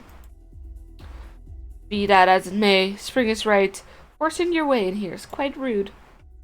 Say what you will, Layton. The fact remains that our Prime Minister is missing. Sure, whatever you say, buddy. And if I have to crash a few parties to find him, then that's how it has to be. And I'll keep crashing them until you lay your cards on the table, Layton. All of them. I can believe you, Professor. And you too, Luke. Oh, Flora, what are you doing here, man? You two ran off and left me on my own again, after I made you those nice cucumber sandwiches. Laura, please try to understand. We just didn't want to put you in a dangerous situation. I don't buy it. The real reason you won't take me with me is because you think I'll get in the way. Now, that's not it at all. Laura, you have to understand. You could be put in harm's way. It's for your safety that I don't know anyone else in this town. What am I supposed to do when you two run off? Stare at the wall? Oh, now that's really fun. I mean, really fun. I mean, not fun at all. You don't have to be so mean about it. When you put it that way, I can see where you're coming from. Now, Luke, listen here. You know, Layton, I think the girl has a point. Finish my drink. Whatever. You may be leaving her behind out of concern, but it doesn't mean much if it upsets her so. Inspector, you too. Sorry to butt in, but we've got to get the show on the road. We can't keep Luke waiting any longer. I have to start her up now. But there are several people here who have nothing to do with the matter at hand. As far as I'm concerned, the more people we've got, the merrier. That's ridiculous. I beg you to reconsider. Sorry, Professor. We've got to go. Hold on, everybody. Hold on? What for? Boom.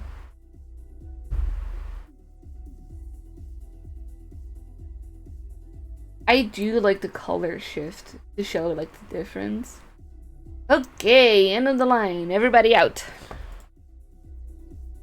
What in the world just happened?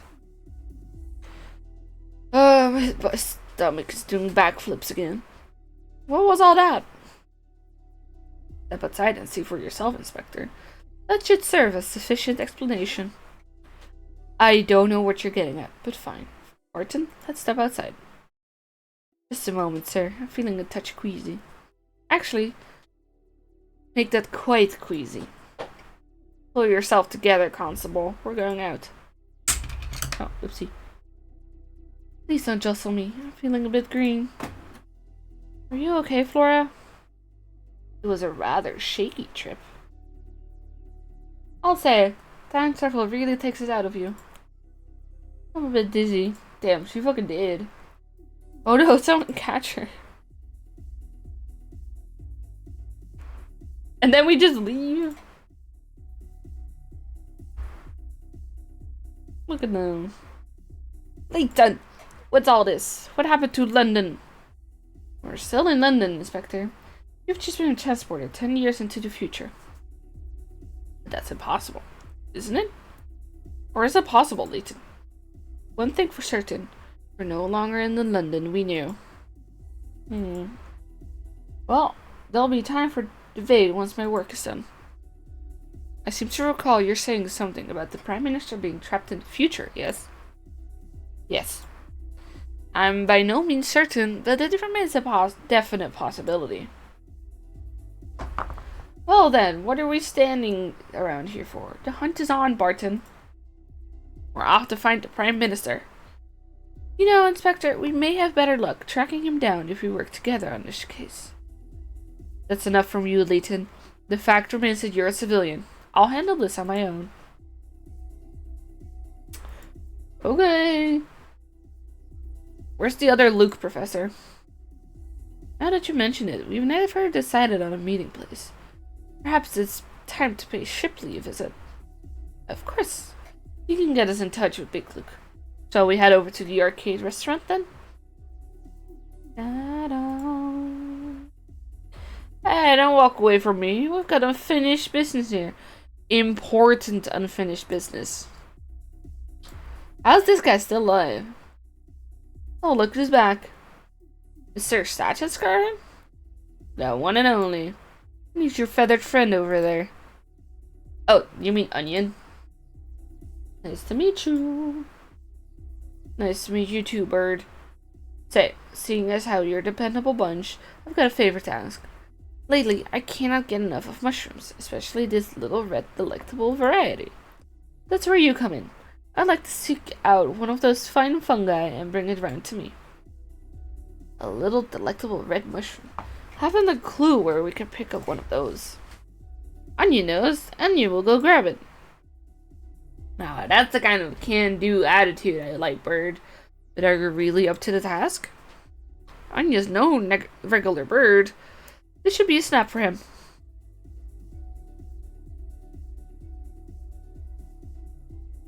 Doodle-doodle-doodle.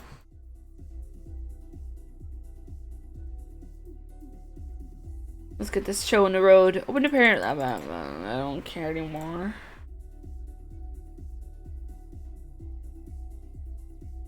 It's doing the same.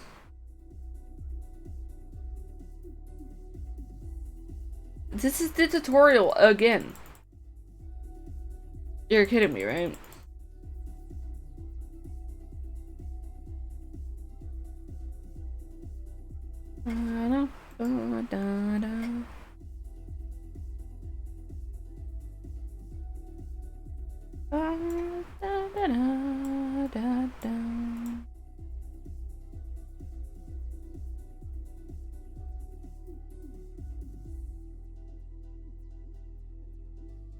Let's go. I know you were just a fellow for the job. This is a perfect specimen. Okay, I don't. Okay.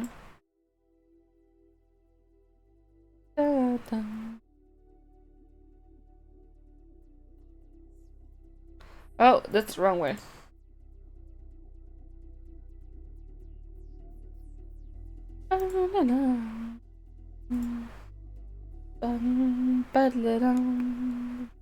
Just remembered something. What's that, Professor? You've neglected to explain the situation to Flora. I'm not going back again. You're right, it completely slipped my mind. No worries. Just happy to be along for the ride. And not, you know, left behind as usual. Poor Flora. Be that as it may, I think an explanation is in order. Let's stop by the hotel for a quick chat. Okay, Professor. Ooh, yeah, you're new. The weather sure is nice today, don't you think? Sure, it's not bad, I guess. Oh, just like this, I'll always bake cookies. Thing is, I haven't been able to enjoy any of them because this problem I'm having. Would you mind helping me with my conundrum? I'll give you some cookies for your trouble. Free cookies? Well, who am I to refuse someone in need?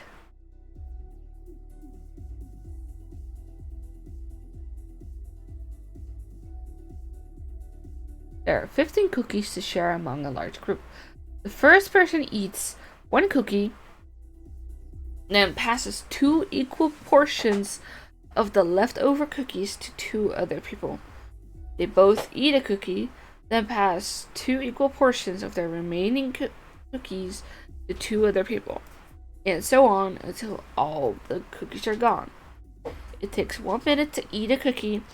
Ignoring the time it takes to pass them, what's the shortest amount of time it could take for all of the cookies to be eaten? Okay. So, at minute 1, 1 cookie has been eaten. And then they split it off at minute 2.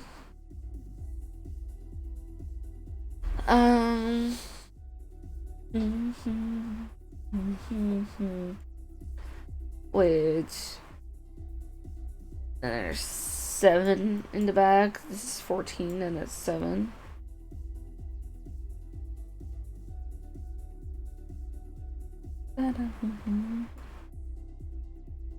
At minute 1, 2, 3, 4. Okay. 7, 7. And then it gets split into 2 again. So 3, 3, 3, 3. Then they all eat 1. And then it's 1, 1, 1, 1, 1, 1, 1, 1. So in 5 minutes.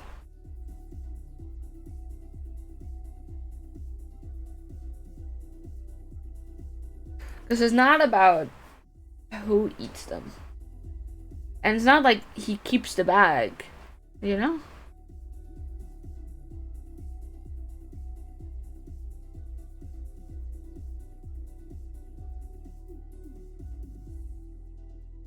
It's not, it's less? Okay.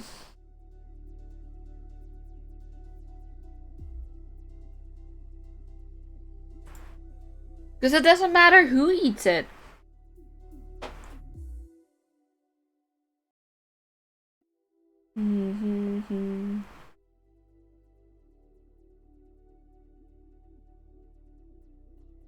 What? Wait, huh? Eats 1 cookie, then passes 2 equal portions to leftover cookies to 2 other people. And then 1 minute again. Is that not correct? Then it would be 6 and 6. Am I dumb? Maybe. I just realized that my timers have been disabled. There, I'm gonna turn them back on. Bum, bum, bum, bum.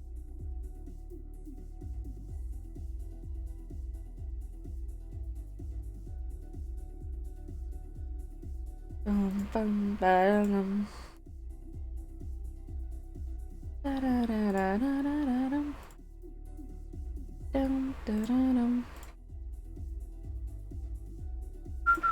Sorry, I'm doing something real quick that I keep forgetting to do.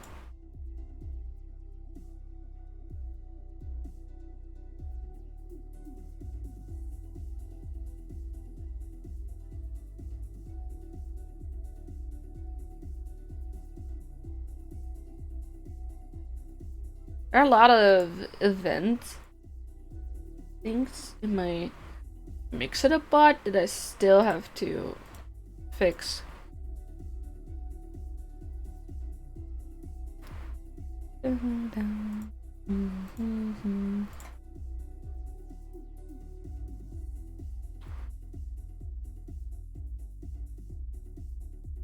the fuck do I even do this?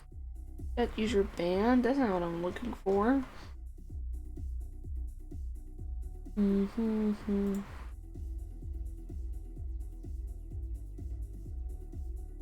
This one is correct. So is this one.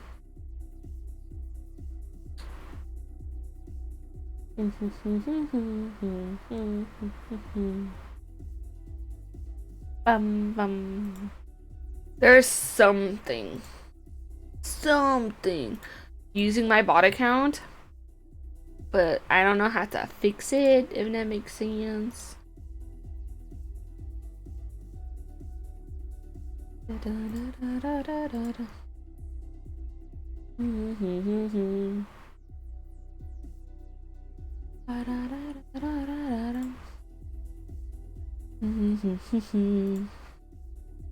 Nope, this is all still working.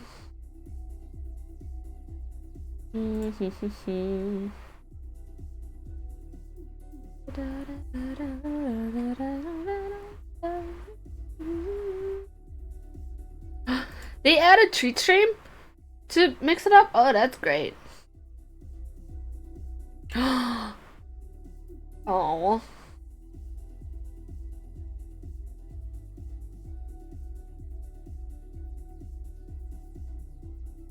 There's a way to connect stream avatars to maybe my mix it up or stream avatars is also fucking me over. Maybe that's why.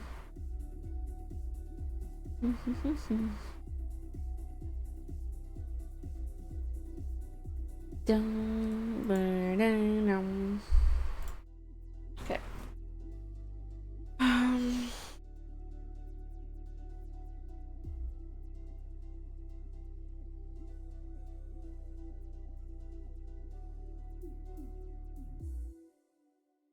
Okay, let's go back to the game, right? I have no idea what it could be.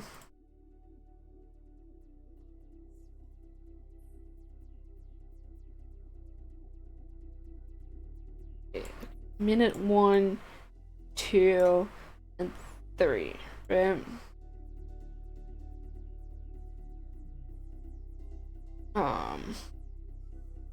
2, 3, 4. So guy 1 eats 1 cookie and then passes it to the next one.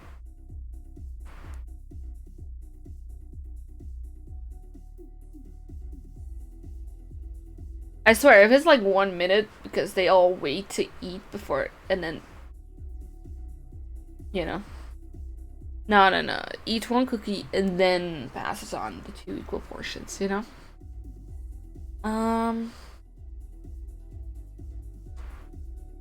During minute 2, number 2 and 3 eat a cookie.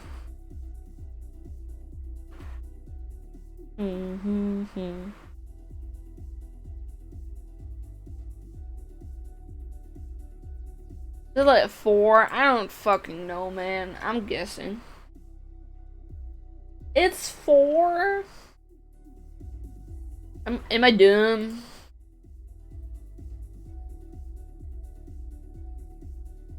But they said when all the cookies were done. They were asking when all the cookies were done. Fucking bitch. Cookies always taste so much better when you share them with somebody, don't you think? Oh, completely. I'm glad you think so too. A raincoat?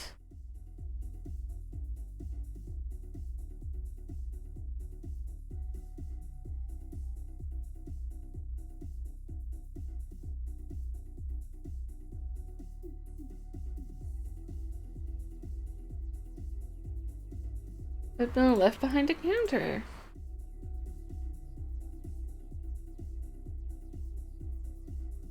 Yeah, it's a different white thing.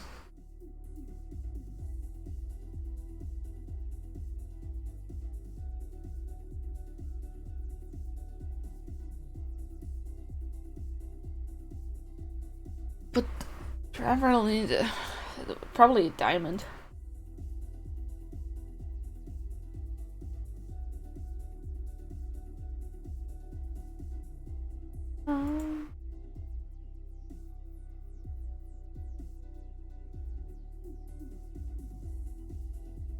Okay, well, whatever. I'm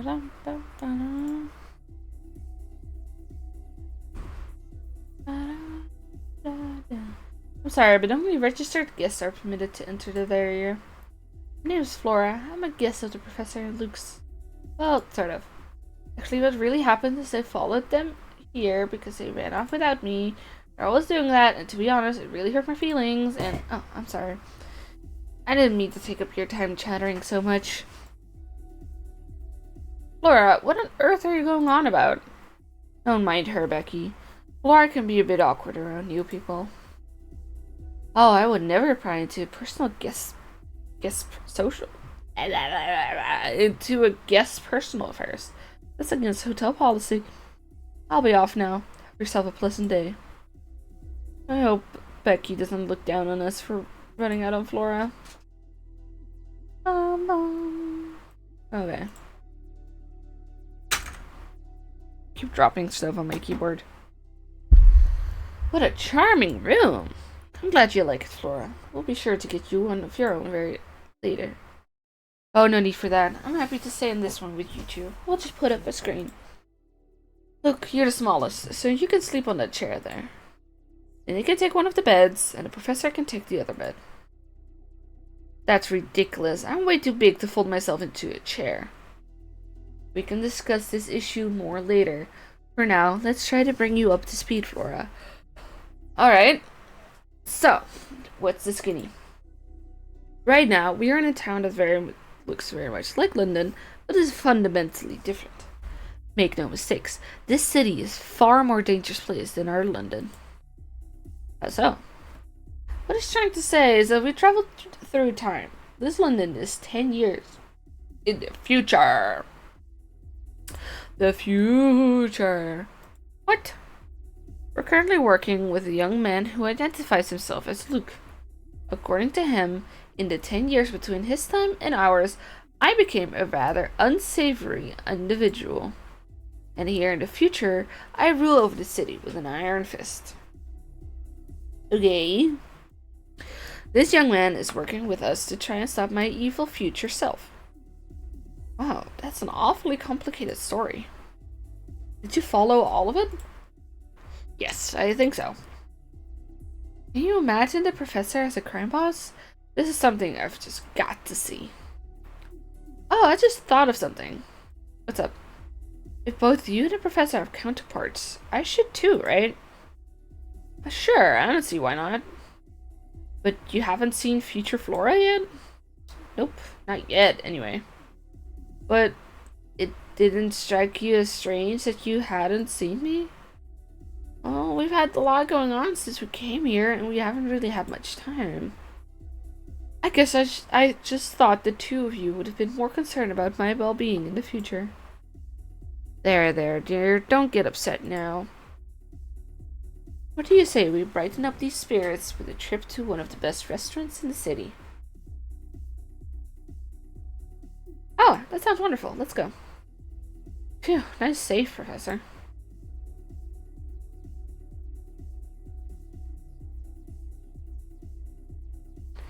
Dean Mona. Oh, fancy seeing you here, Herschel. Oh, have you been well?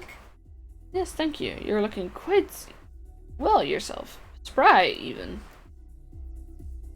Oh, heavens, this old man's growing older by the day. Look at my head of white hair will tell you that. All 4 of those strands will tell you. Yes, I thought something was different about you. Some people would say silver hair makes a man look distinguished, but I was partial to wear brown hair. You know, Herschel, London's full of people quick to sully your name, but I don't believe any of them. That was quite a shock, Professor. We saw the Dean only hours ago, yet he aged a full 10 years. Yes, time certainly appears to have left its mark on the Dean. Is something the matter? No, not at all. I just need a moment to think. Let's be on our way. Oh, okay.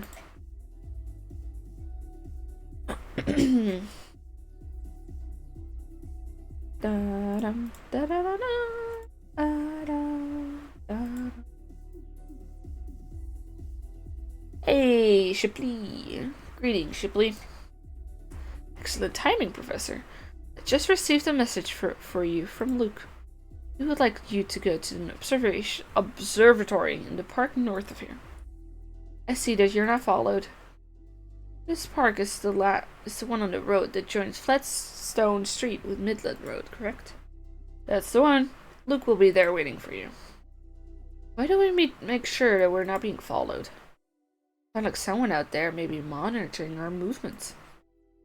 Flora, are you paying attention to what's being said? This is very important. Of course I'm listening. Moving around in a group of 3 will make us more suspicious. Conspicuous. I know you don't want to be left alone, but I think it would be best if you waited for us at the hotel. Oh, poor Flora. I feel so bad.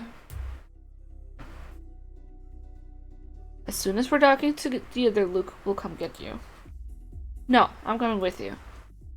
Now, Flora. Oh, come on, Professor. Let her come along. We'll do our best to be stealthy on our way to the park. I don't know about this. It'll be fine. Besides, it might be more dangerous to leave Flora all by herself. I suppose she might have a point. Where we're heading could lead us into very dangerous situations. Are you sure you want to come along with us? Of course I do. I'm not scared. Well, that settles it. Let's get moving. I'm sorry, Luke, but we've got no choice but to put our dinner plans on hold again. I understand, Professor. No one wants to eat more than I do, but we shouldn't keep Luke waiting. Well then, what are we waiting for? Off we go.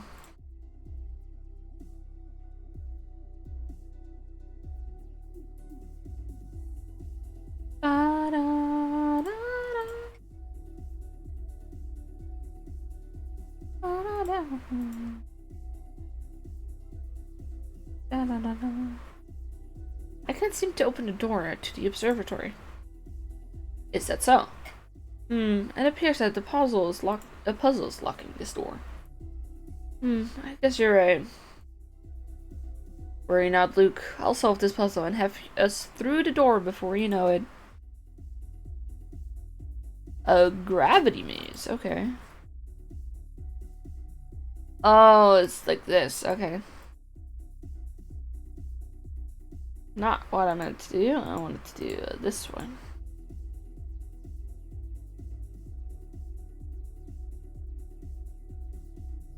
Oh, that was easy. That was a lot easier than I... Oh, yeah.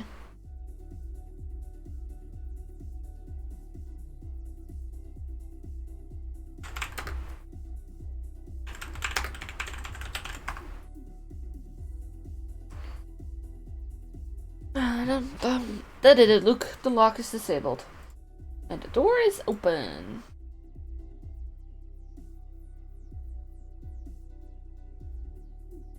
Hey, buddy. Thank you for meeting me here. I know it's a bit out of the way. I wanted to make sure you weren't being followed, and this place afforded me the best view to do that. Have you made any progress in your investigation? We've encountered some unexpected turns, but on the whole, it's going well. I can't believe I'm meeting Luke from the future. Eh? Oh, Flora, it's you. I didn't recognize you there for a moment. You'll have to excuse me. This is all a bit unexpected. Let me sit straight. It's nice to know that things never change. I see you're still easily flustered. You're one to talk. As I recall, you're pretty easily flustered yourself. It's good to see you. You look well. Yes, Flora will be one of the unexpected turns and questions.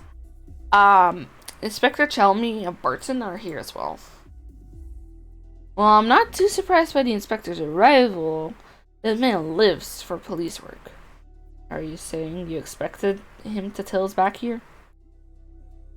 Expected? No. But I acknowledged it as a possibility. Enough chatter for now. We need to discuss how we're going to get into Chinatown. We haven't a chance of getting through unless those guards leave the gate. And you found a way to lure them away, haven't you? I gotta stretch. Yes, see? The guards don't hang around the area all the time.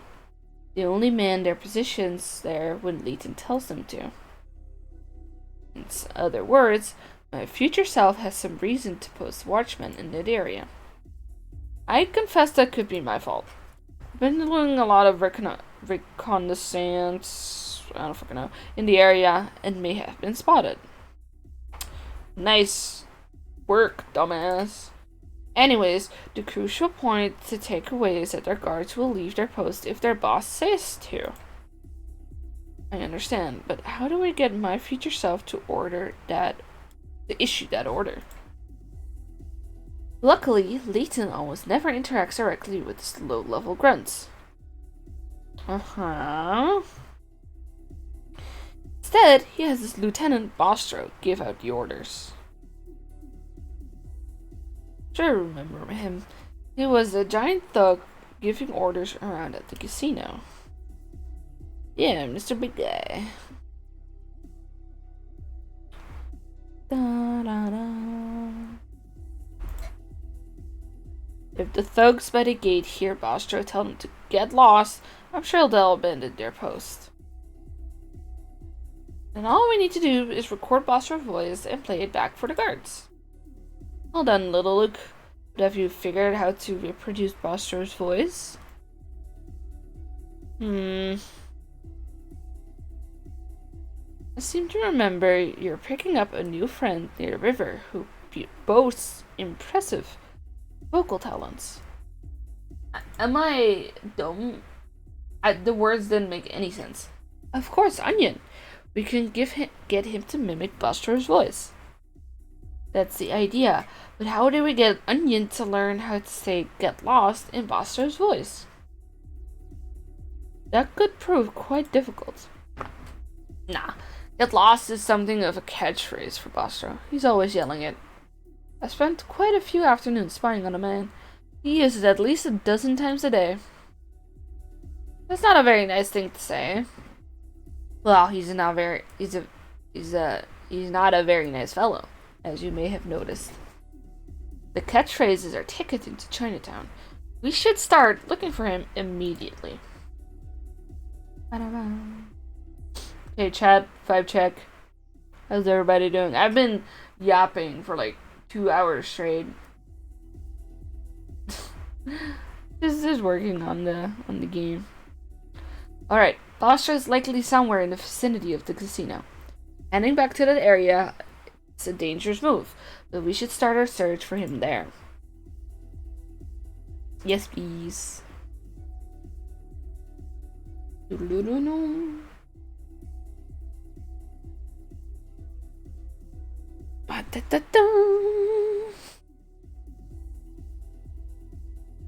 Chapter 7 in Chinatown. There are only like 8 things, right?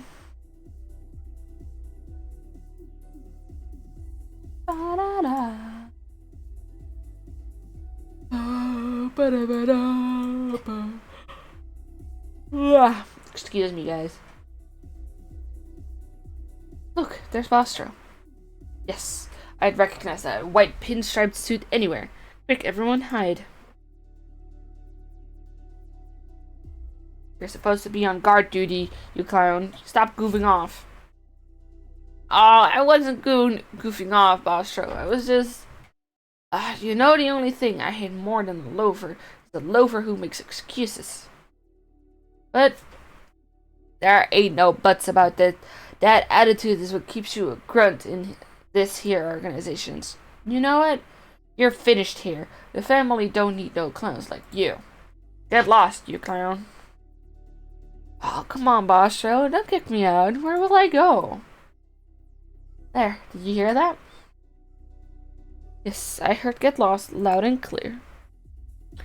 What about Onion? Did he manage to pick it up? Did you hear what the big man said, Onion? Get lost. It's uncanny how much he sounds like Bostro. Are you kidding me? Parrots are dead. Performance like that is sure to fool those 2 guards at the gate. Let's head to Chinatown.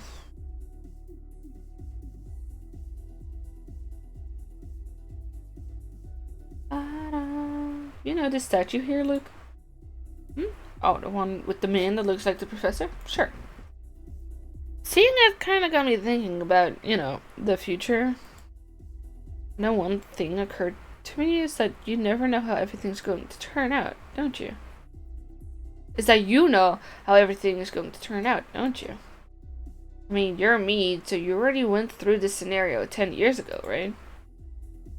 Well, in a way, yes, but I can't tell you what's going to happen from here on out. You see, if you had that knowledge, it could alter the course of history. Some of the things that are supposed to happen might not happen at all. Time travel has changed the way events unfold here. Look at the mess it's made. We wouldn't want to add to that chaos, would we? I guess I never thought about it that way. What's more, knowing about your future self could actually change who you become. And to complicate things further, it's probably worth noting that technically you aren't me. I'm not, and who am I? That's a tough question. Our meeting has changed much for the both of us. Only the past is certain. Okay, if you say so. Therefore, I was you in the past, but you may not be me in the future. You follow? I think I do. But time travel sure is complicated. Ba-da.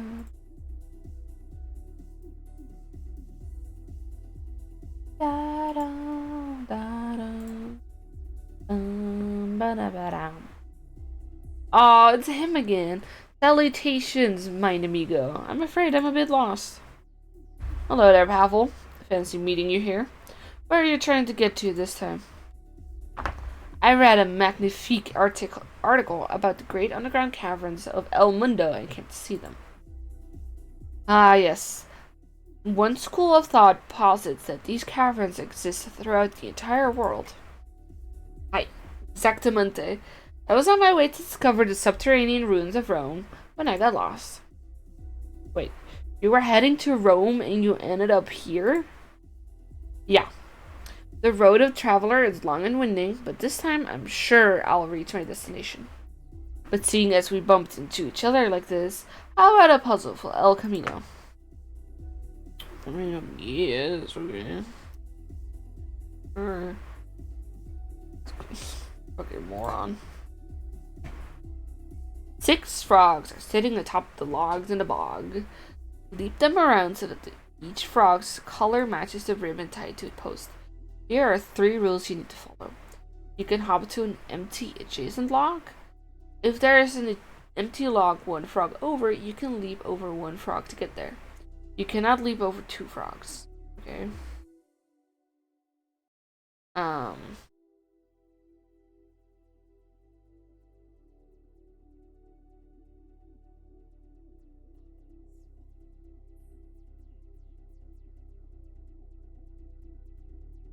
Eh.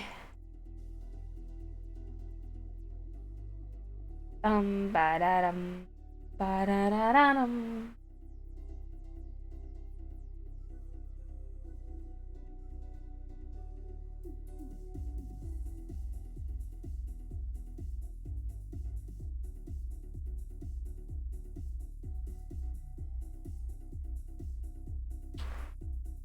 Ah, fuck. Wait, no, it needs to be over here. Da-da-da-da-da-da-da.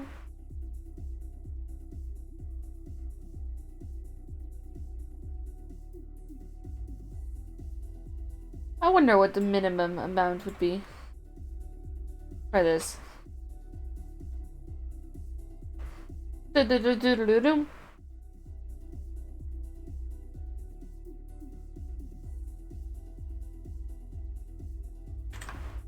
Bum-ba-da-dum.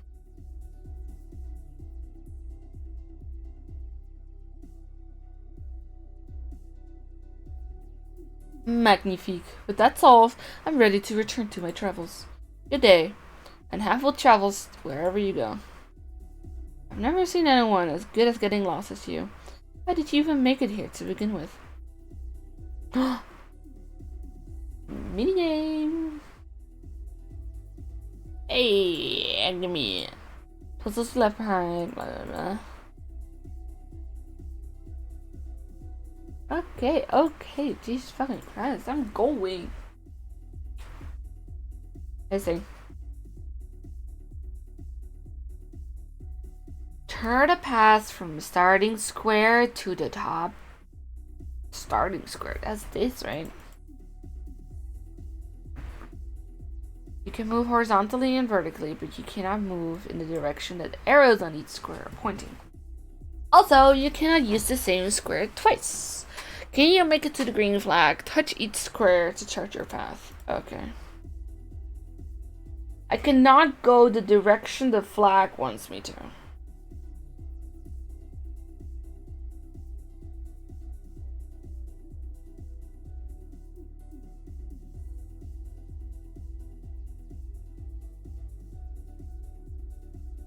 Well, that is easy.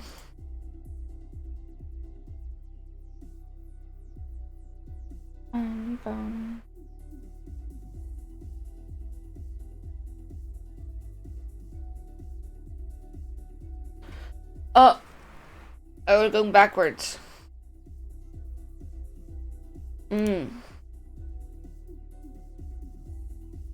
That's why it was so easy.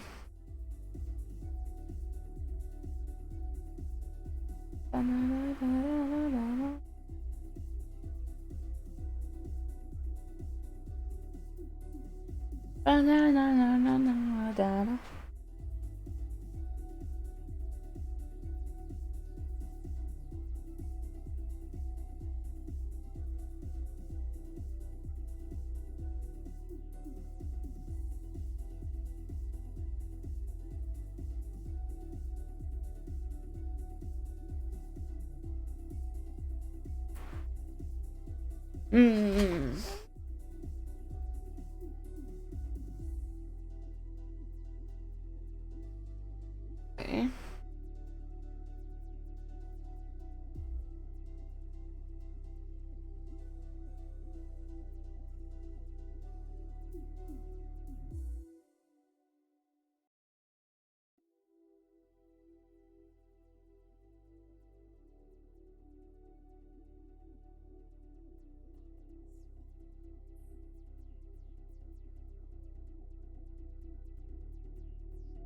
I'm doing this a long way.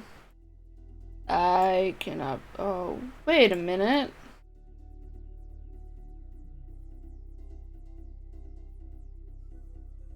This one is not even possible.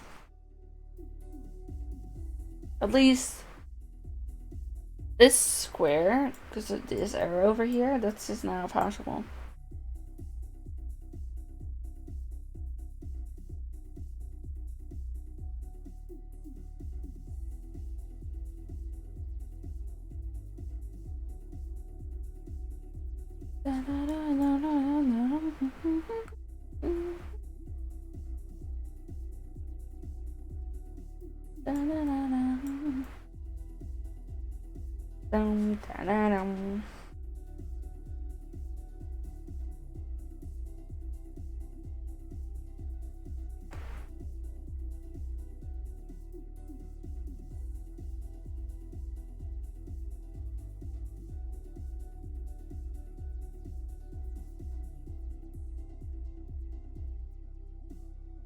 Okay,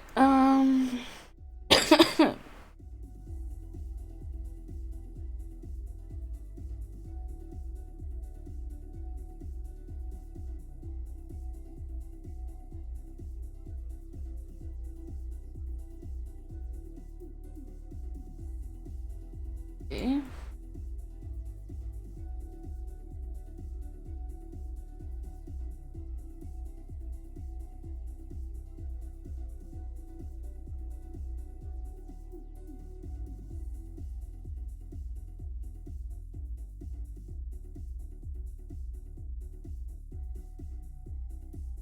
Okay.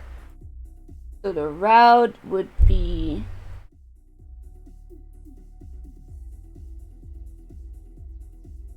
like this.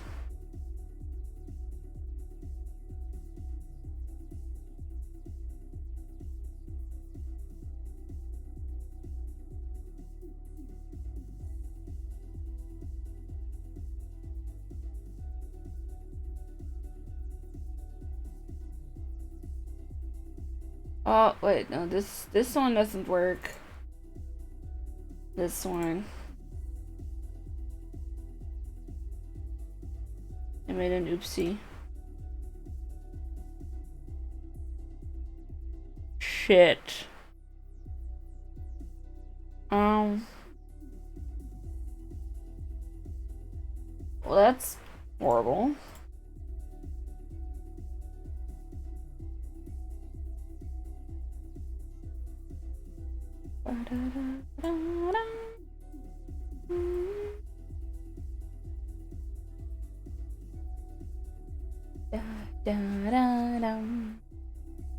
I do like this part. I just gotta find a different way to get there. So if I like this.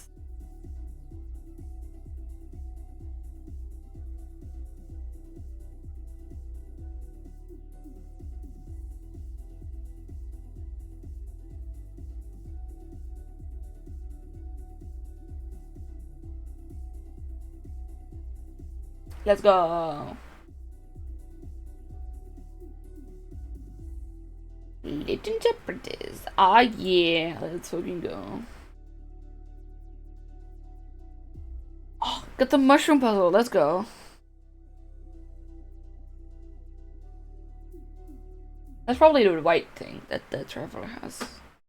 Rubbing his back, the waiter sighed wearily and said, I always use the same box to carry as many glasses as I can at a time, but there's one type of glass that I hate carrying. Which of the 4 glass... Sure. Keep the weight... What? They all weigh the same? Okay. Then it's gotta be about stacking, because A and B, they can at least stack, right? They can... A is like a grid, B is like you can stack them on top of each other, you know what I mean?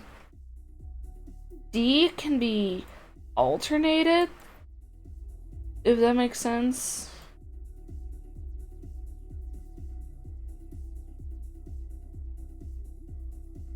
I think it's gonna be C. It's not? Oh.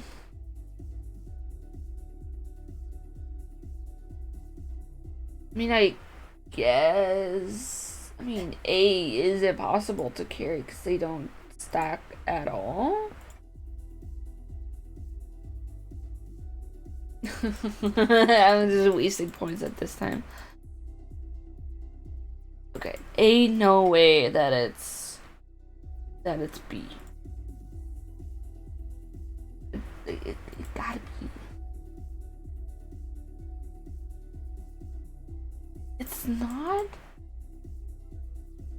Fuck you mean? Is that not? Did I always hate carrying? What do you mean? What?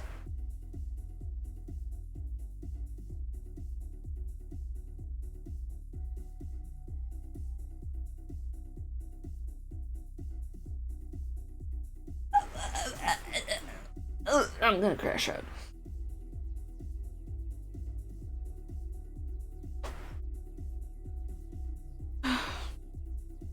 Oh, this one again. A hidden message is revealed on the blocks. Layton. I understand it. I mean, I get it, but that's just a bitch ass answer.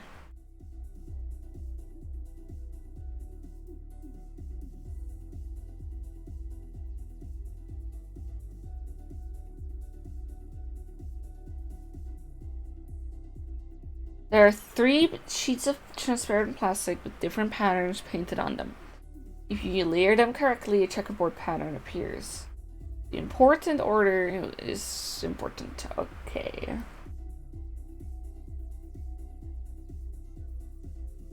You cannot flip or rotate the sheets.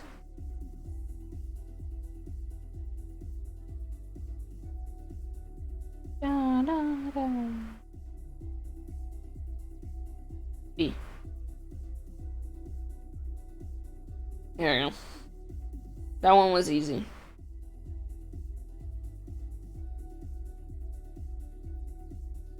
Bum bum bum bum bum. Okay, let's go to Chinatown. Alright, Luke, this is our chance. Oh, I'm so nervous. Just relax. We'll stay here, out of sight, and let Onion work his magic. Oh, this post is such a drag. I can't wait to punch out and grab a hot meal. His name is Schmelmy and Schmartin. Are you kidding me? Sounds good. Wouldn't give for a piping hot meat pie with some mushroom gravy right now. We better not let Bostro hear us talking food or a job, or he'll tan our hides. It seems like all that brute does is watch us to see if we mess up. Talk about the terrible boss. Alright, do your thing, Onion. Do my thing. Do my thing. You're on. Get lost, you clown. Did you just hear Bostro? Yeah, he told me to get lost. Or was he talking to you? Maybe you meant both of us? I think you're right. Aye, aye, Bostro. Don't got us to tell us twice. We'll get lost immediately. Way to go, Onion. Excellent. I think I can finally get into Chinatown now. It's all thanks to our pal Onion. Get lost. Get lost, you clown. You can stop saying that now, Onion. What's this device that's stuck on the door? Oh no. That's a puzzle counter. Oh no? Why oh no? These things measure how many puzzles you've solved. The door won't open for anyone who solves fewer than the required number of puzzles. How much? 50? We already done 50. We're done like...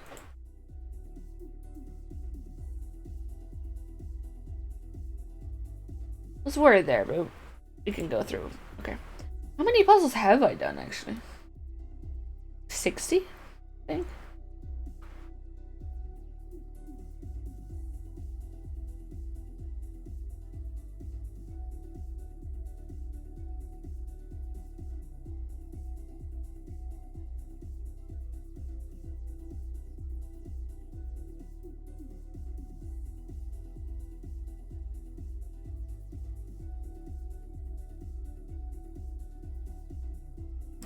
Running around.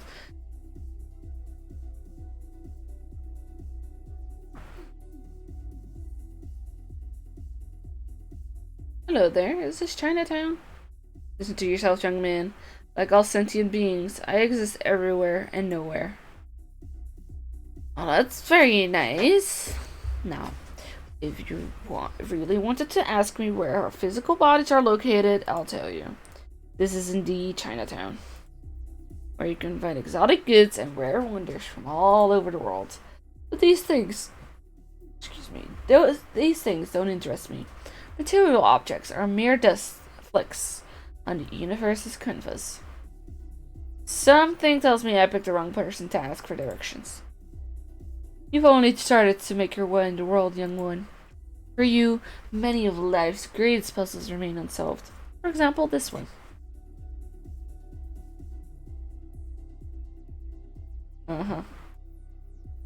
One of these people broke a window. When asked about it, they gave the following statement in order, starting with A. A. I didn't do it. B. A is telling the truth. B. D is lying. D. I swear it wasn't me. The person whose story sounds fishy is the culprit. Who is it?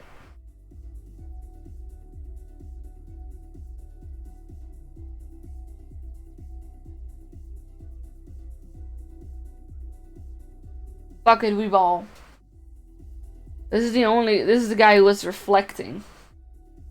It was nothing about whether he or someone else did it. Oh, he said D was lying before D had even spoken. Damn. Yes, that's it. Seek the answers to your own questions. That's the root of individuality.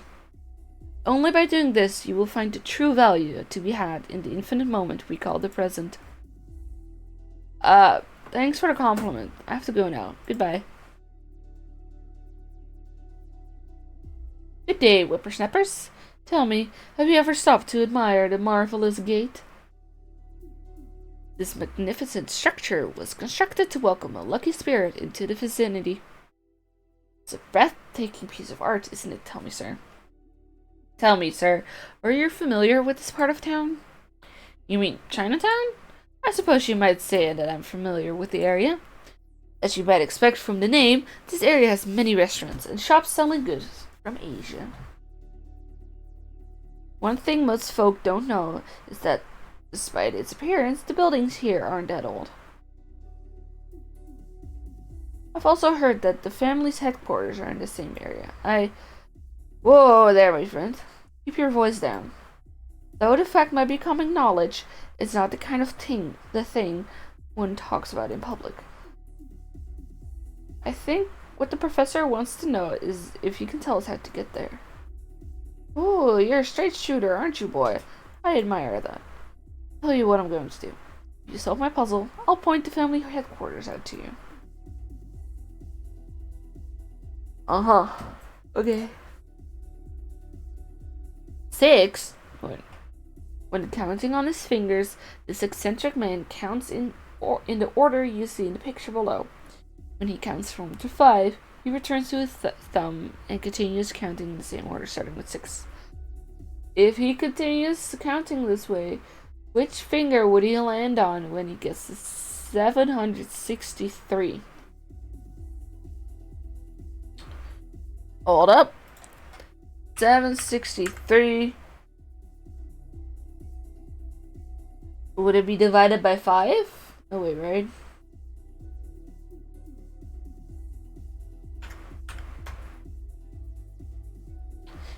Ba-da-dum.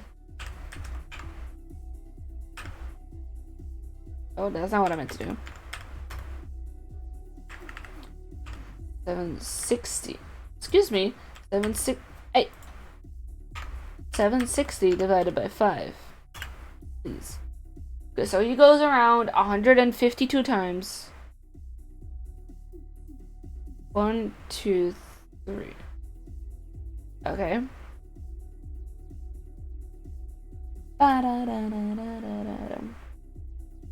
There you go.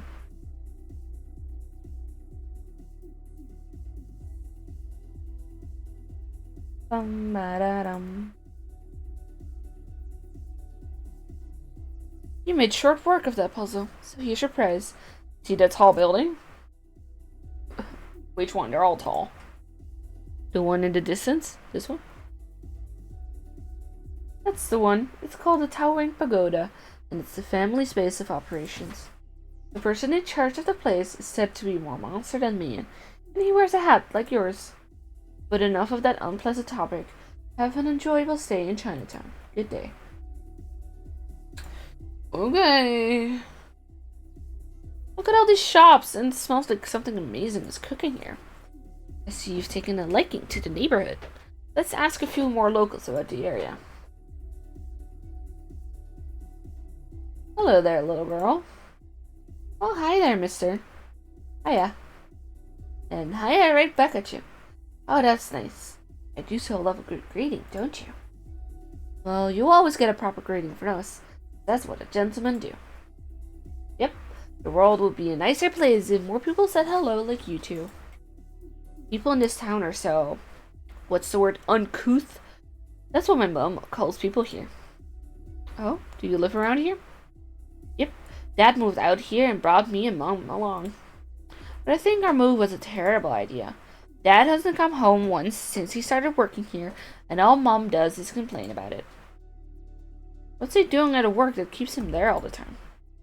Beats me. All I know is that when I grow up, there's no way I'll become or marry a mechanical engineer. So your father's an engineer? Yep. Dad moved here after his old company got bought. Isn't that unbelievable? Can you imagine buying a whole company? You'd have to be super rich. You certainly would. You know, there's a great puzzle about a rich man my dad told me once.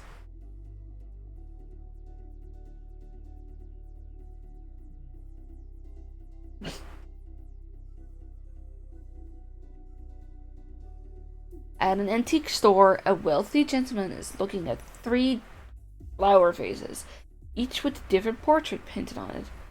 Well, would you look at that? This one looks just like me. I'll take those. Which vase did the man choose?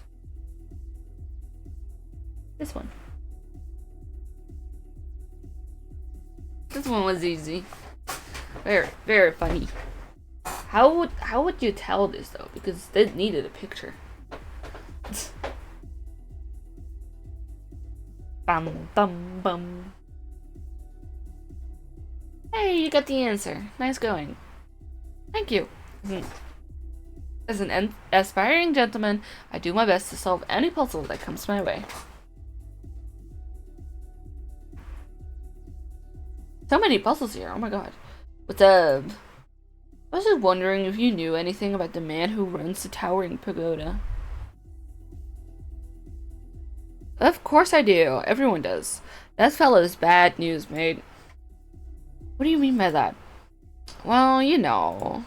He's got a bunch of thugs working for him, and they're like, thugs, if you know what I mean. So, figured our boss has to be one nasty character. I see. He and his goons have this place so scared, most people don't bother going out much. Maybe that's why puzzles are so popular here. Ooh, let me tell you one.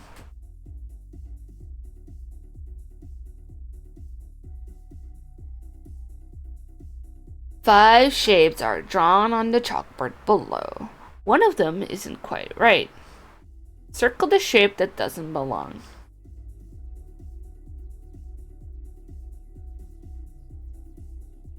That one. It's not? Oh. That's the 3. Then it's... Come on. Come on. Oh no, this one is correct. See, it's like this. No, those are all 3. 1, 2, 3, 4, 5. 1, 2, 3, 4, 5. Aha! Let me drink something. Everybody listening in the background, please be sure to drink something as well. It's been really warm today.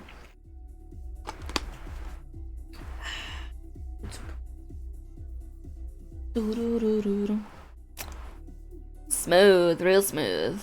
A word of advice: if you value your hide, stay away from the towering pagoda. Nope. Oh, I can get it going here. I don't want to talk more. I kinda don't care. Do it again? Okay. Hey, Mitsa, how you doing? Good. I've drinked. Are you proud of me? Oh, look who we have here. We met on our way to the Gilded Casino 7. We not? Nice to see that I made an impression. Let me guess, you don't want to let us through? There's no need for that attitude. Keeping those out with no business here is my livelihood, you see. You can't fault a fellow for trying to make a living, can you? Perhaps not, but we do have business here. We've come to meet with Layton. That may very well be the case. Unfortunately, I simply can't let you pass. And why is that? We've stated our business. Because my employer, Mr. Layton, is out at the moment. Hence, you have no reason to enter the building. Is this game made before ID cards were made?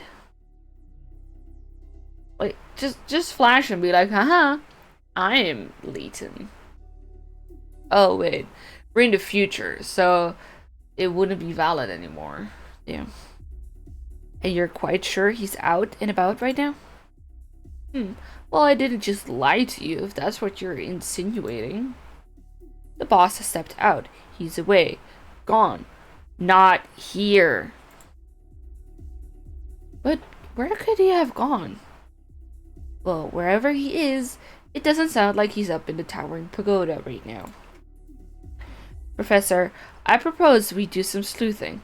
I'm sure we can track down Layton yet. I agree. Let's ask if some of the people in the area, if they've seen my elusive counterpart.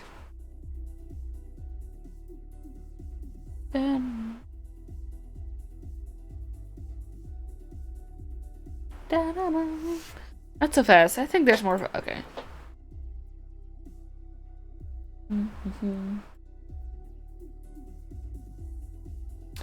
Ew, yeah.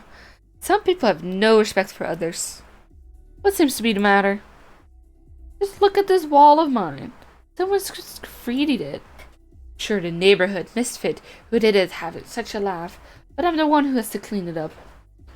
That paint's stuck on pretty good. I don't think you'll be able to strip it off. I suppose I just have to paint over the whole thing. While we're on the subject of paints, I might as well ask, have you ever heard this puzzle? Can I take off my glasses? Okay.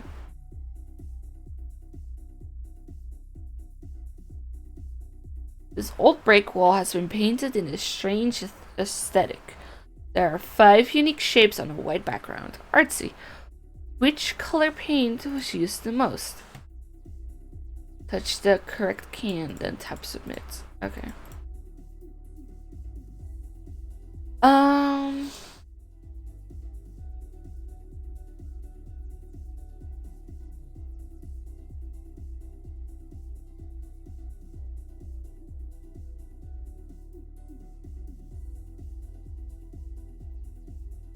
I mean, you could just count the bricks. I know, it's the white. It took me a minute, but I got it.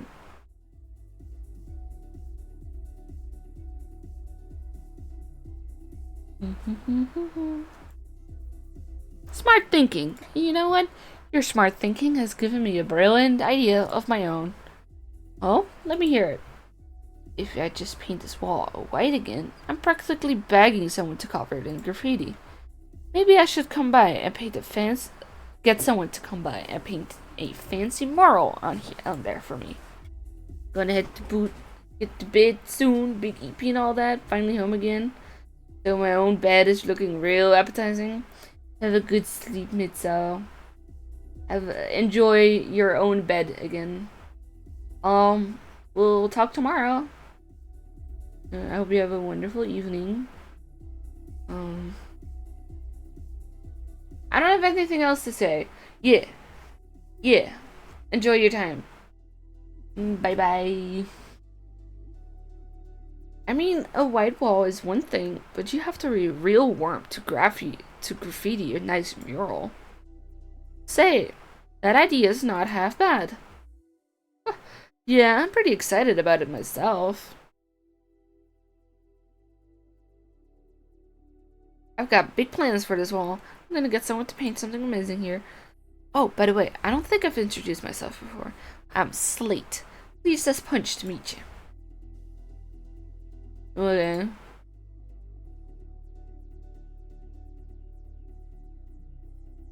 Welcome to Pepper's Noodle Palace. What will it be? Sorry, but we're not here to eat. We just want to know if you can tell us anything about the fellow who runs the Towering Pagoda. Aw, I really can't interest you in a bite to eat? Alright then. Now, what were you saying? We would like to meet the man who runs the Towering Pagoda. But he seems to be out at the moment.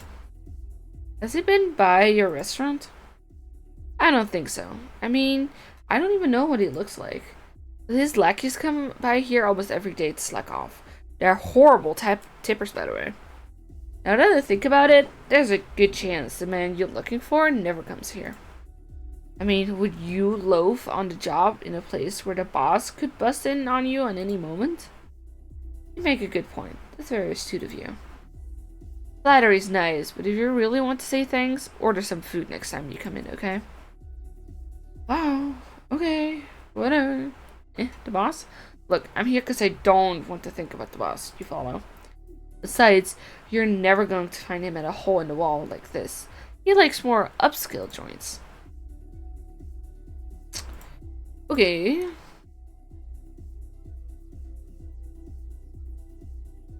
Oh, sir, you should not be in a toy shop. Take a look at all the toys here.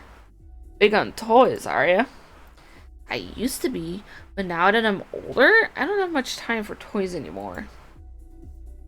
Oh, but you cannot forget that the toy car of yours, my boy. What the fuck did I say? I suppose you got me there, Professor. That car's too fun to put down. Toy car, you say? Let me see it. Yes, this is one of my creations. Really? Wow, that's so cool. Thank you kindly. Well, since you're a fan, I have a special offer for you. If you can best this puzzle of mine, I'll give you a special check for your car. Special check just for solving a puzzle? Gosh, this is my lucky day. Sure it is, buddy.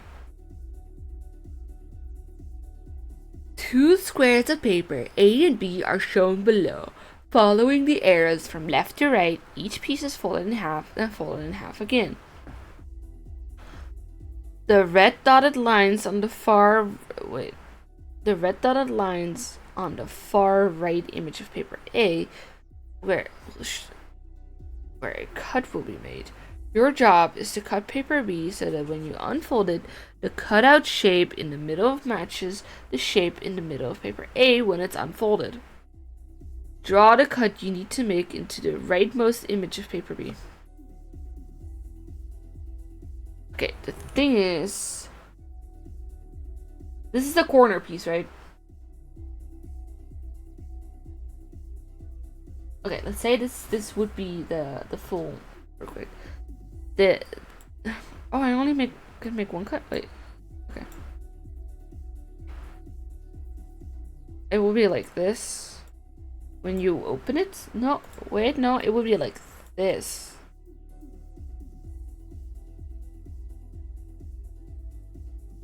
This is what it would look like. So this should be like this. Or should it be one bigger? I think it needs to be this one.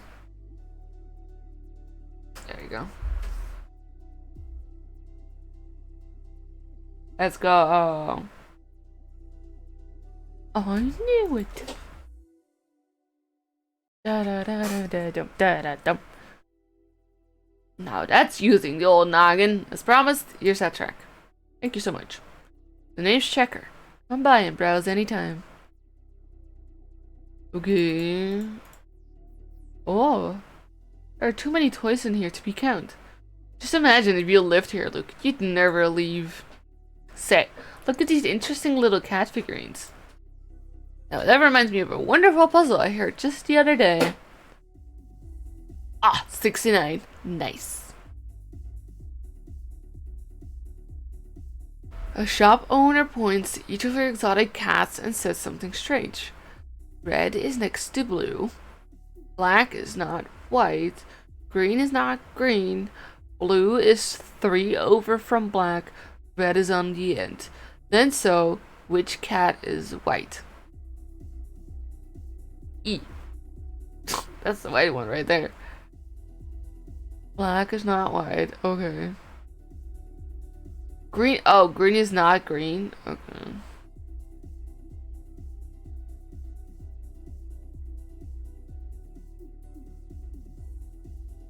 Alright. Huh? What do you mean? Da-dum, da-dum, da-da-dum. I'm just gonna guess. My brain hurt. You know, so.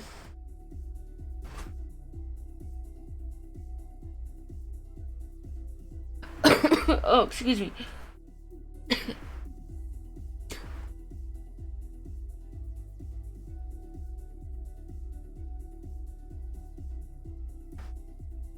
Excuse me. I died.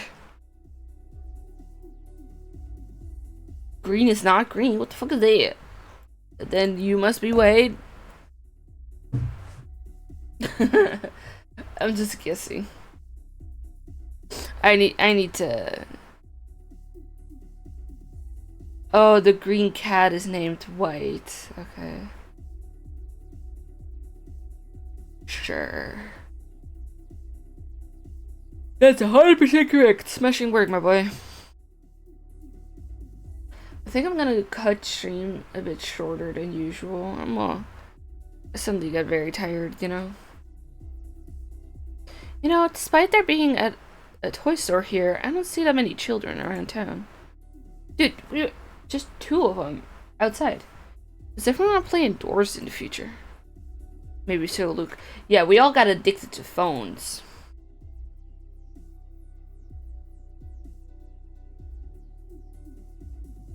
Has it been enough yet? I don't care.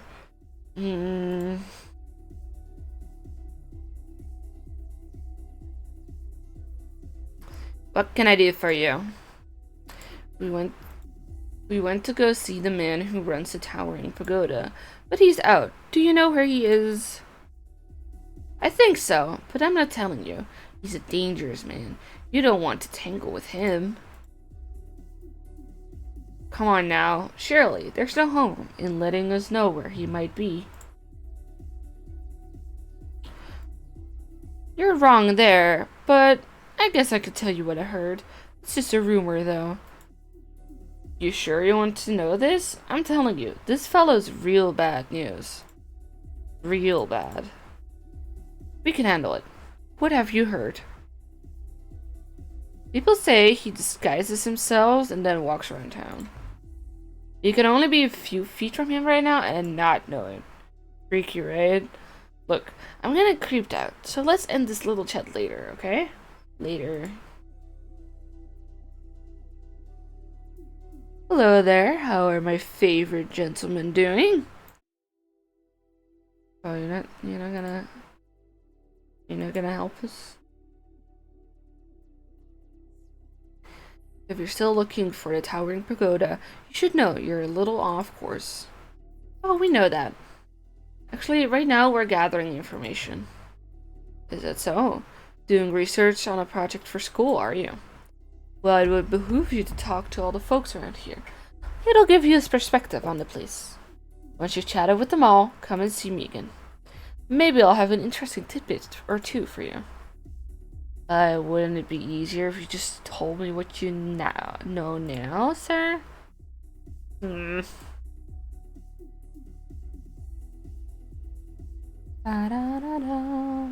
Banana.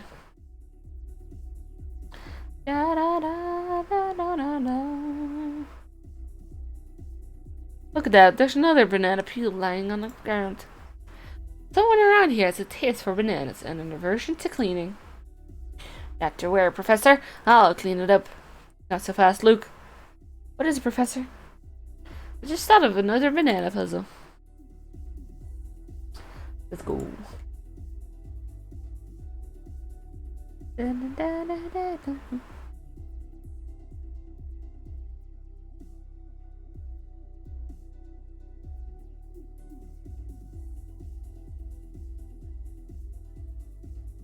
Wait, I'm not sure if that's the way to go.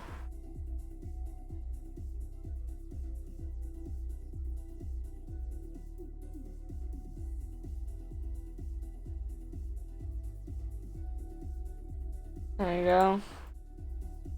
That's gonna take me a minute, but I'll get there.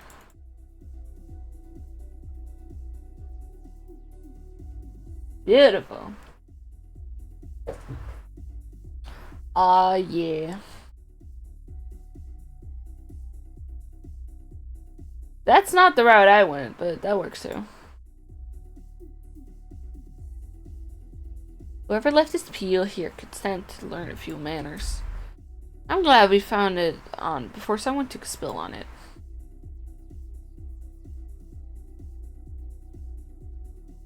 Make way, coming through. I'm in a hurry here. I've got to get back. Avogadro, that's his name. It's fucking avocado looking ass. My goodness, that little man startled me. Who would have thought such short legs could move so quickly? You see how he raced out of the shop? I sure did. He was sprinting, and in wet pants and shoes too. And he was carrying 2 armfuls of books to boot. He must be a big customer here. Maybe the woman behind the counter knows something about him. May I help you find something? Actually, I was hoping you could tell us about the man who dashed out of your store just now. Oh, that'll be Dr. Avogadro. He's always in such a hurry.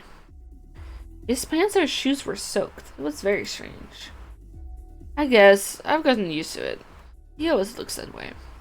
He sneaks away from work to browse through our books. You know how absent-minded geniuses can be. I bet he doesn't notice puddles in the roads. Maybe he likes to go fishing on his breaks. Who knows?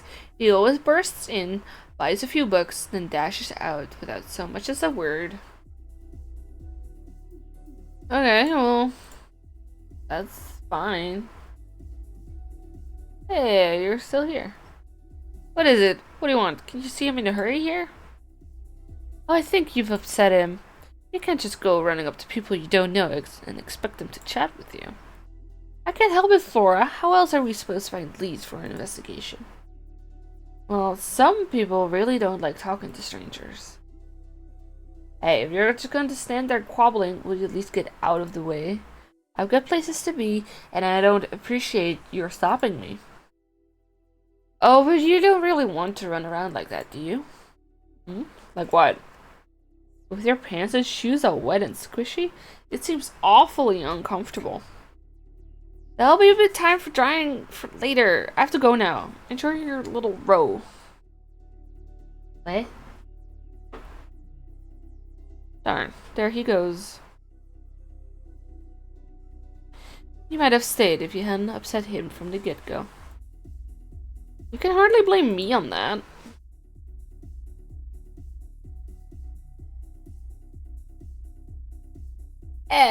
This guy again. Hello there.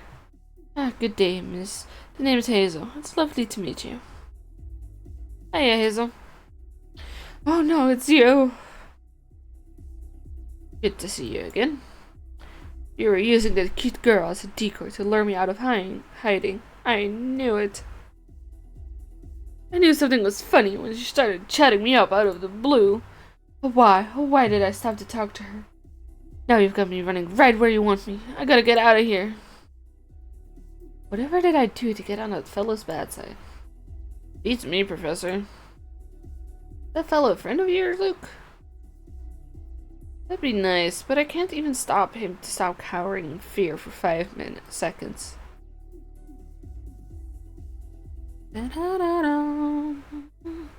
Hello there, the name's Paige. What's yours, miss? I'm Flora. How do you do, Paige? Not so well, I'm afraid. I've had this puzzle on my mind for days, and it has me positively stumped. You know, I know we just met, but this is terribly foreign for me. But would you mind taking a look at it? Yeah, sure. Aw, that's cute. Da da dum, bum bum.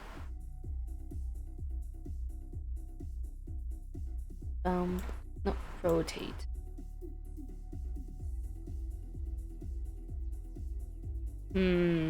Is there any piece that could fit there? This one could fit there.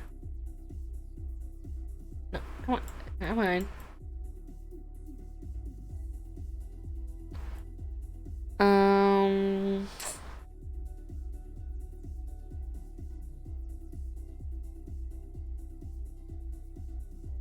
What? This will have to wait. This one. Bum.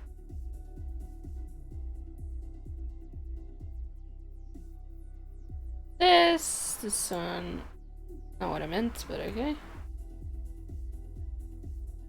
Okay, flip it so that it's no, rotate. No, come on. Da, da, da. Oh, Flora's so cute. Here goes nothing. This is adorable. Gosh, you must have some sort of super brain to solve a puzzle like that so easily. Well, I try. After all, smarts are something no true lady can be without. Master. Yeah, okay, let's go to the picture book.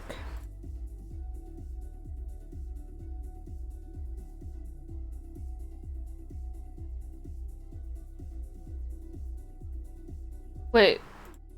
Where's the master? Oh, no.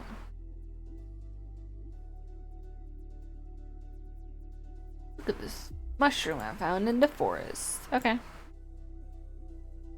Is it in the next? Oh, it's in the next one. Alright. Fair enough.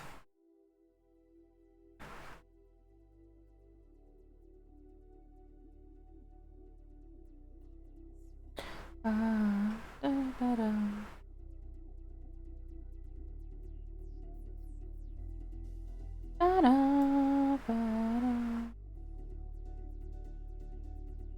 Can he climb up there? What's going on? Oh. Does he like climb up there or something?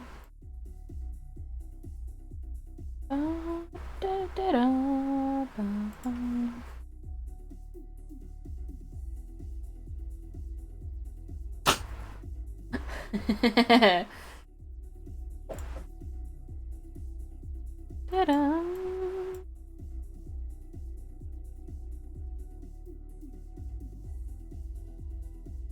Can he even...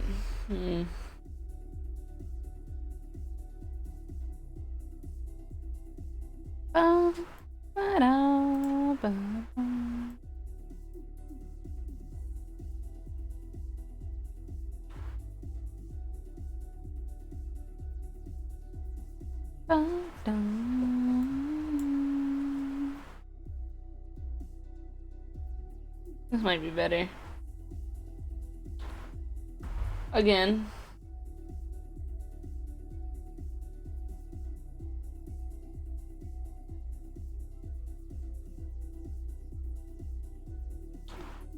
Wait a minute.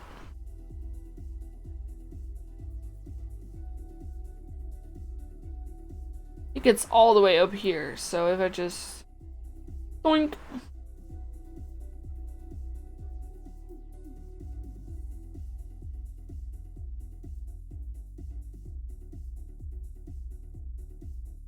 What? Where are you going? He gets his head over there.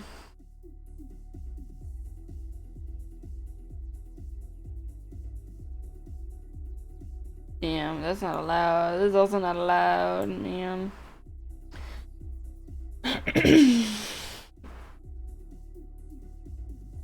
Maybe this is just enough.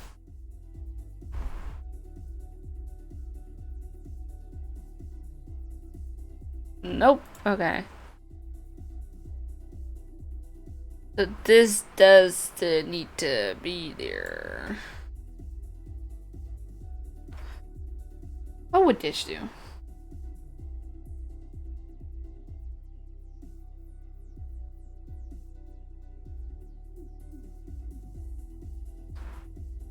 It just keeps dancing.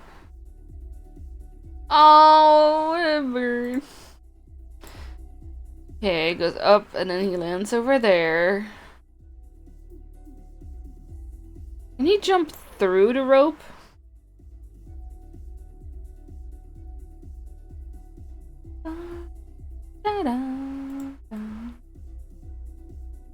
I doubt this works, right?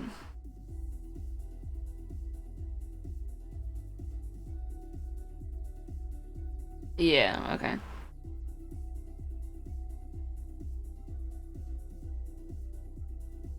I don't understand why this doesn't work, if that makes sense. Maybe that's not the answer. Maybe that's why.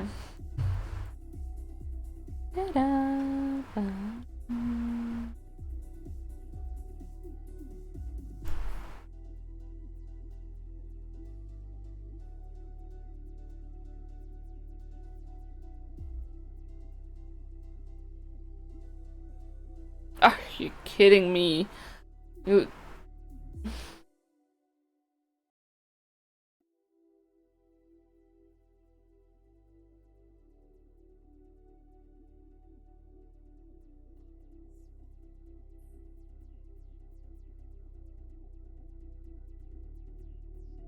What?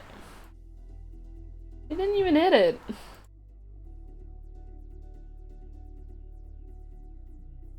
Boing.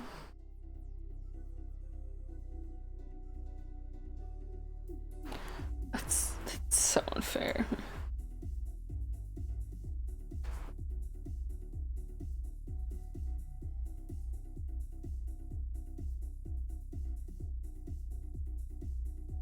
You're kidding me, right?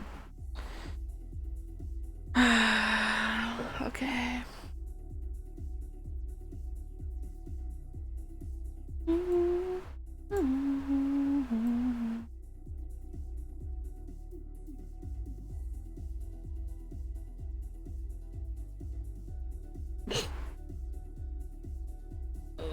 want the bug. Man, I want the bug. No.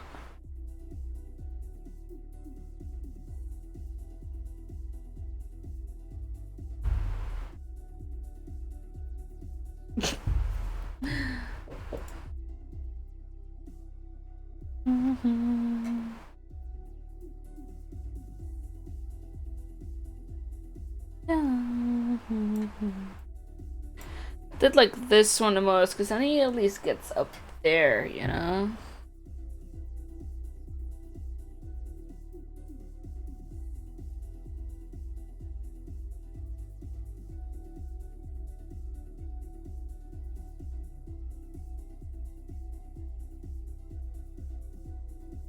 You see the issue that's going on?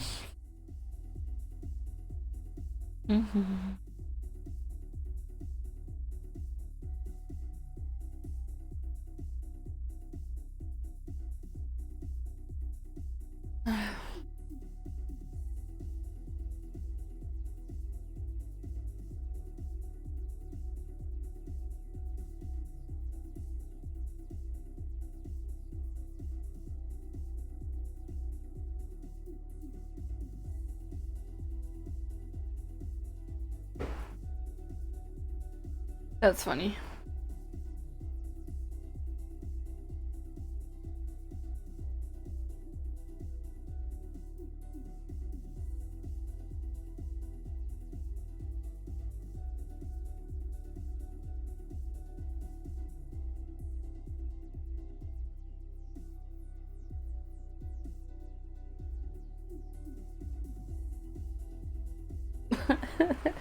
That works.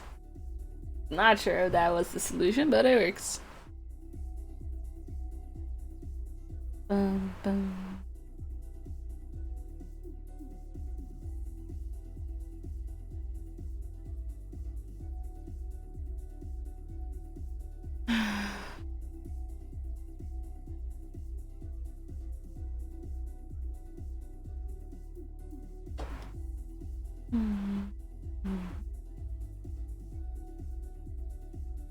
Oh my, clever and polite. My name's Myrtle Onion. Hello, Myrtle. Nice to meet you. Is this your pet shop? Pet shop? Oh, no, this is not a pet shop. This is a meeting place for animals to find their true friends. Are you good friends with Onion? You bet. Oh, I forgot to introduce myself. My name's Luke. Well, it's very nice to meet you, Luke. You and Onion play nice with each other now, you hear? Get lost, you clown. Now's not the right time to bust that out, Onion. Tell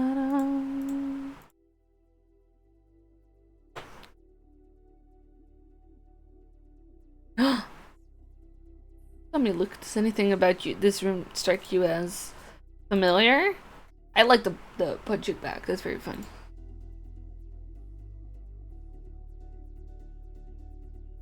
Hey, buddy. Oh, that's an awfully big sight for such a small bee. Got you down. Me? Well, you know, even a honeybee like myself gets a little down in the dumps now and then. It must be awfully hard to take care of all those puzzles, being a bee and all. Oh, that? No, that's a piece of cake, kid. My problem is that I'm different from the other bees. Yeah, they were all racist to me.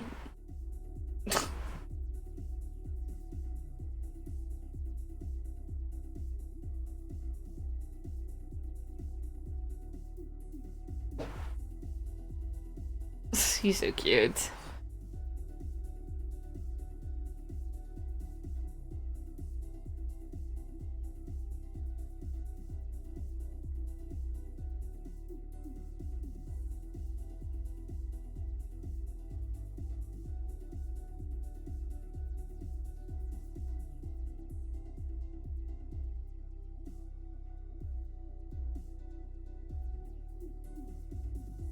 Beasley!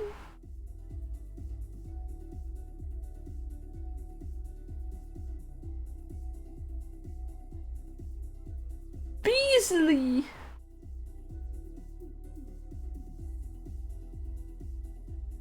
Easily, my boy! The lava. Okay, okay. Easily, no, my boy. I've met a lot of seedy characters here in London, so it's refreshing to meet someone nice people for once.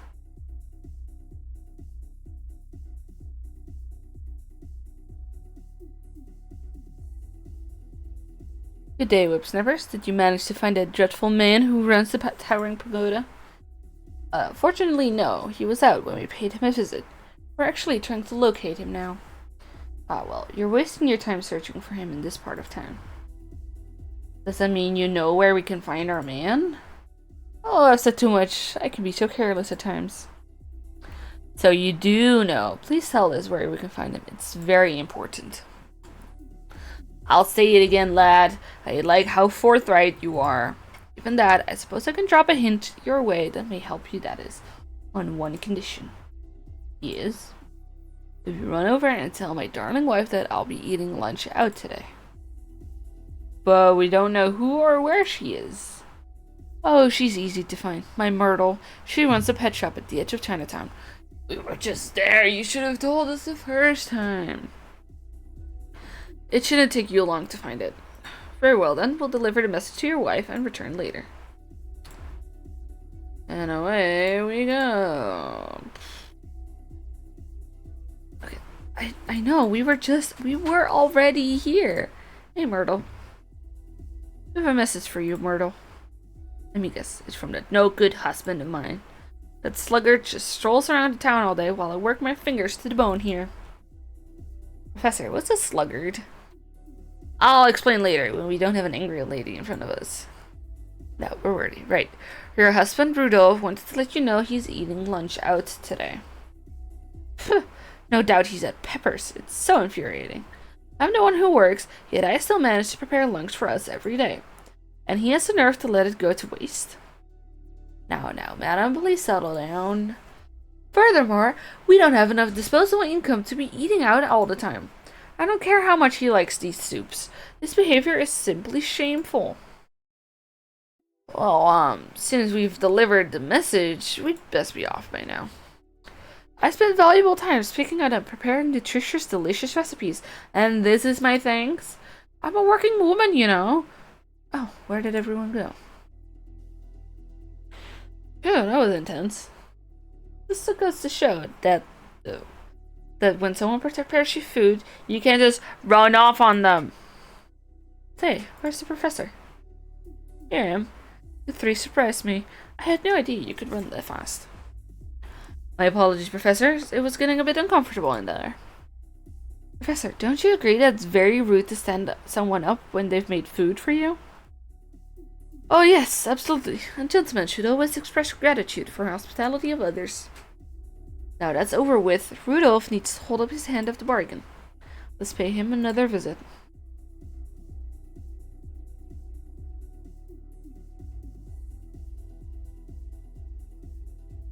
Did you deliver the message to my honey? We did, but we have to tell you that she was absolutely seething by the time we left. Why ever for? She seemed rather upset at the thought you might be visiting Pepper's restaurant. Dear me, I fear there may be a misunderstanding brewing here. Do go on. My wife is a gem. I treat her like a queen. And what queen do you know prepares lunch? She works so hard that I don't want to add to her burden. Plus, who doesn't love noodle soup? Anyhow, excuse me, I'm boring you now. Let me give you that bit of information I promised you. It's just a rumor, but I've heard the fellow that you're after is quite fond of old Father Thames. Some say he likes to go for long walks to admire the river whenever he has a spare moment. Interesting. So there's a chance we might find our man down by the River Thames? Like I said, it's a rumor, and nothing more. But go and see. Maybe it'll pan out. We'll do just that. Thank you for the advice. Just a moment now. You younger folks are always in a hurry, aren't you? Here, take this. Propaganda.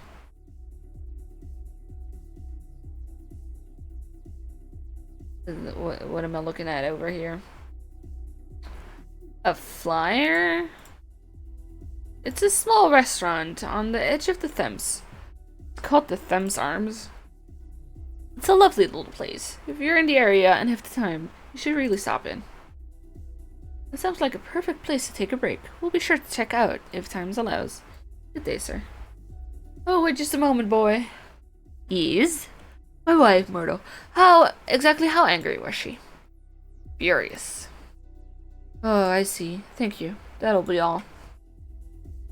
Oh dear. Where does one go to admire the Thames around here? There was a hill we walked over on the way to Chinatown. The view of the river there was nice. The place Luke's talking about has a path that runs down to the riverside. It might be worth checking out.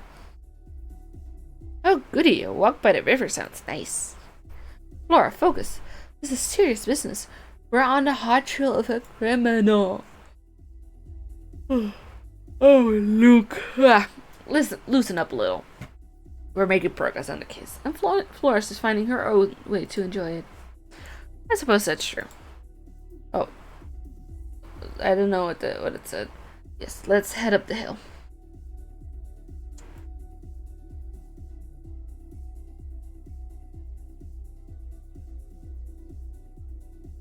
Okay. I am tired. Today has been a little bit of a shorter stream. You know, happens to the best of us. I've been going for 3.5 hours. That's usually actually my usual time. I don't know why I'm complaining. Let's see.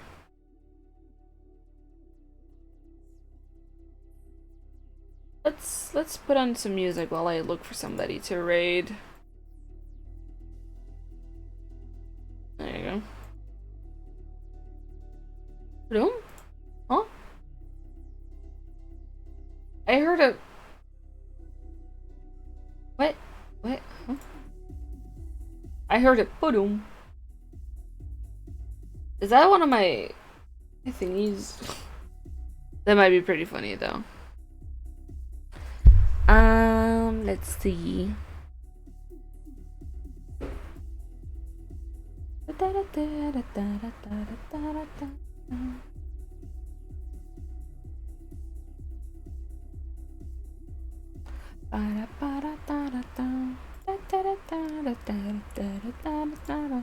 Oh, it is from my thingy.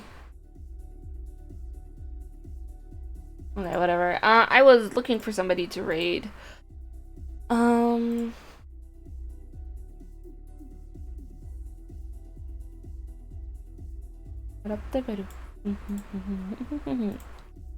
Let's see. Are you still going? He is. I think I'm gonna raid out to JB. I haven't raided out to him in a long while. He's pretty cool.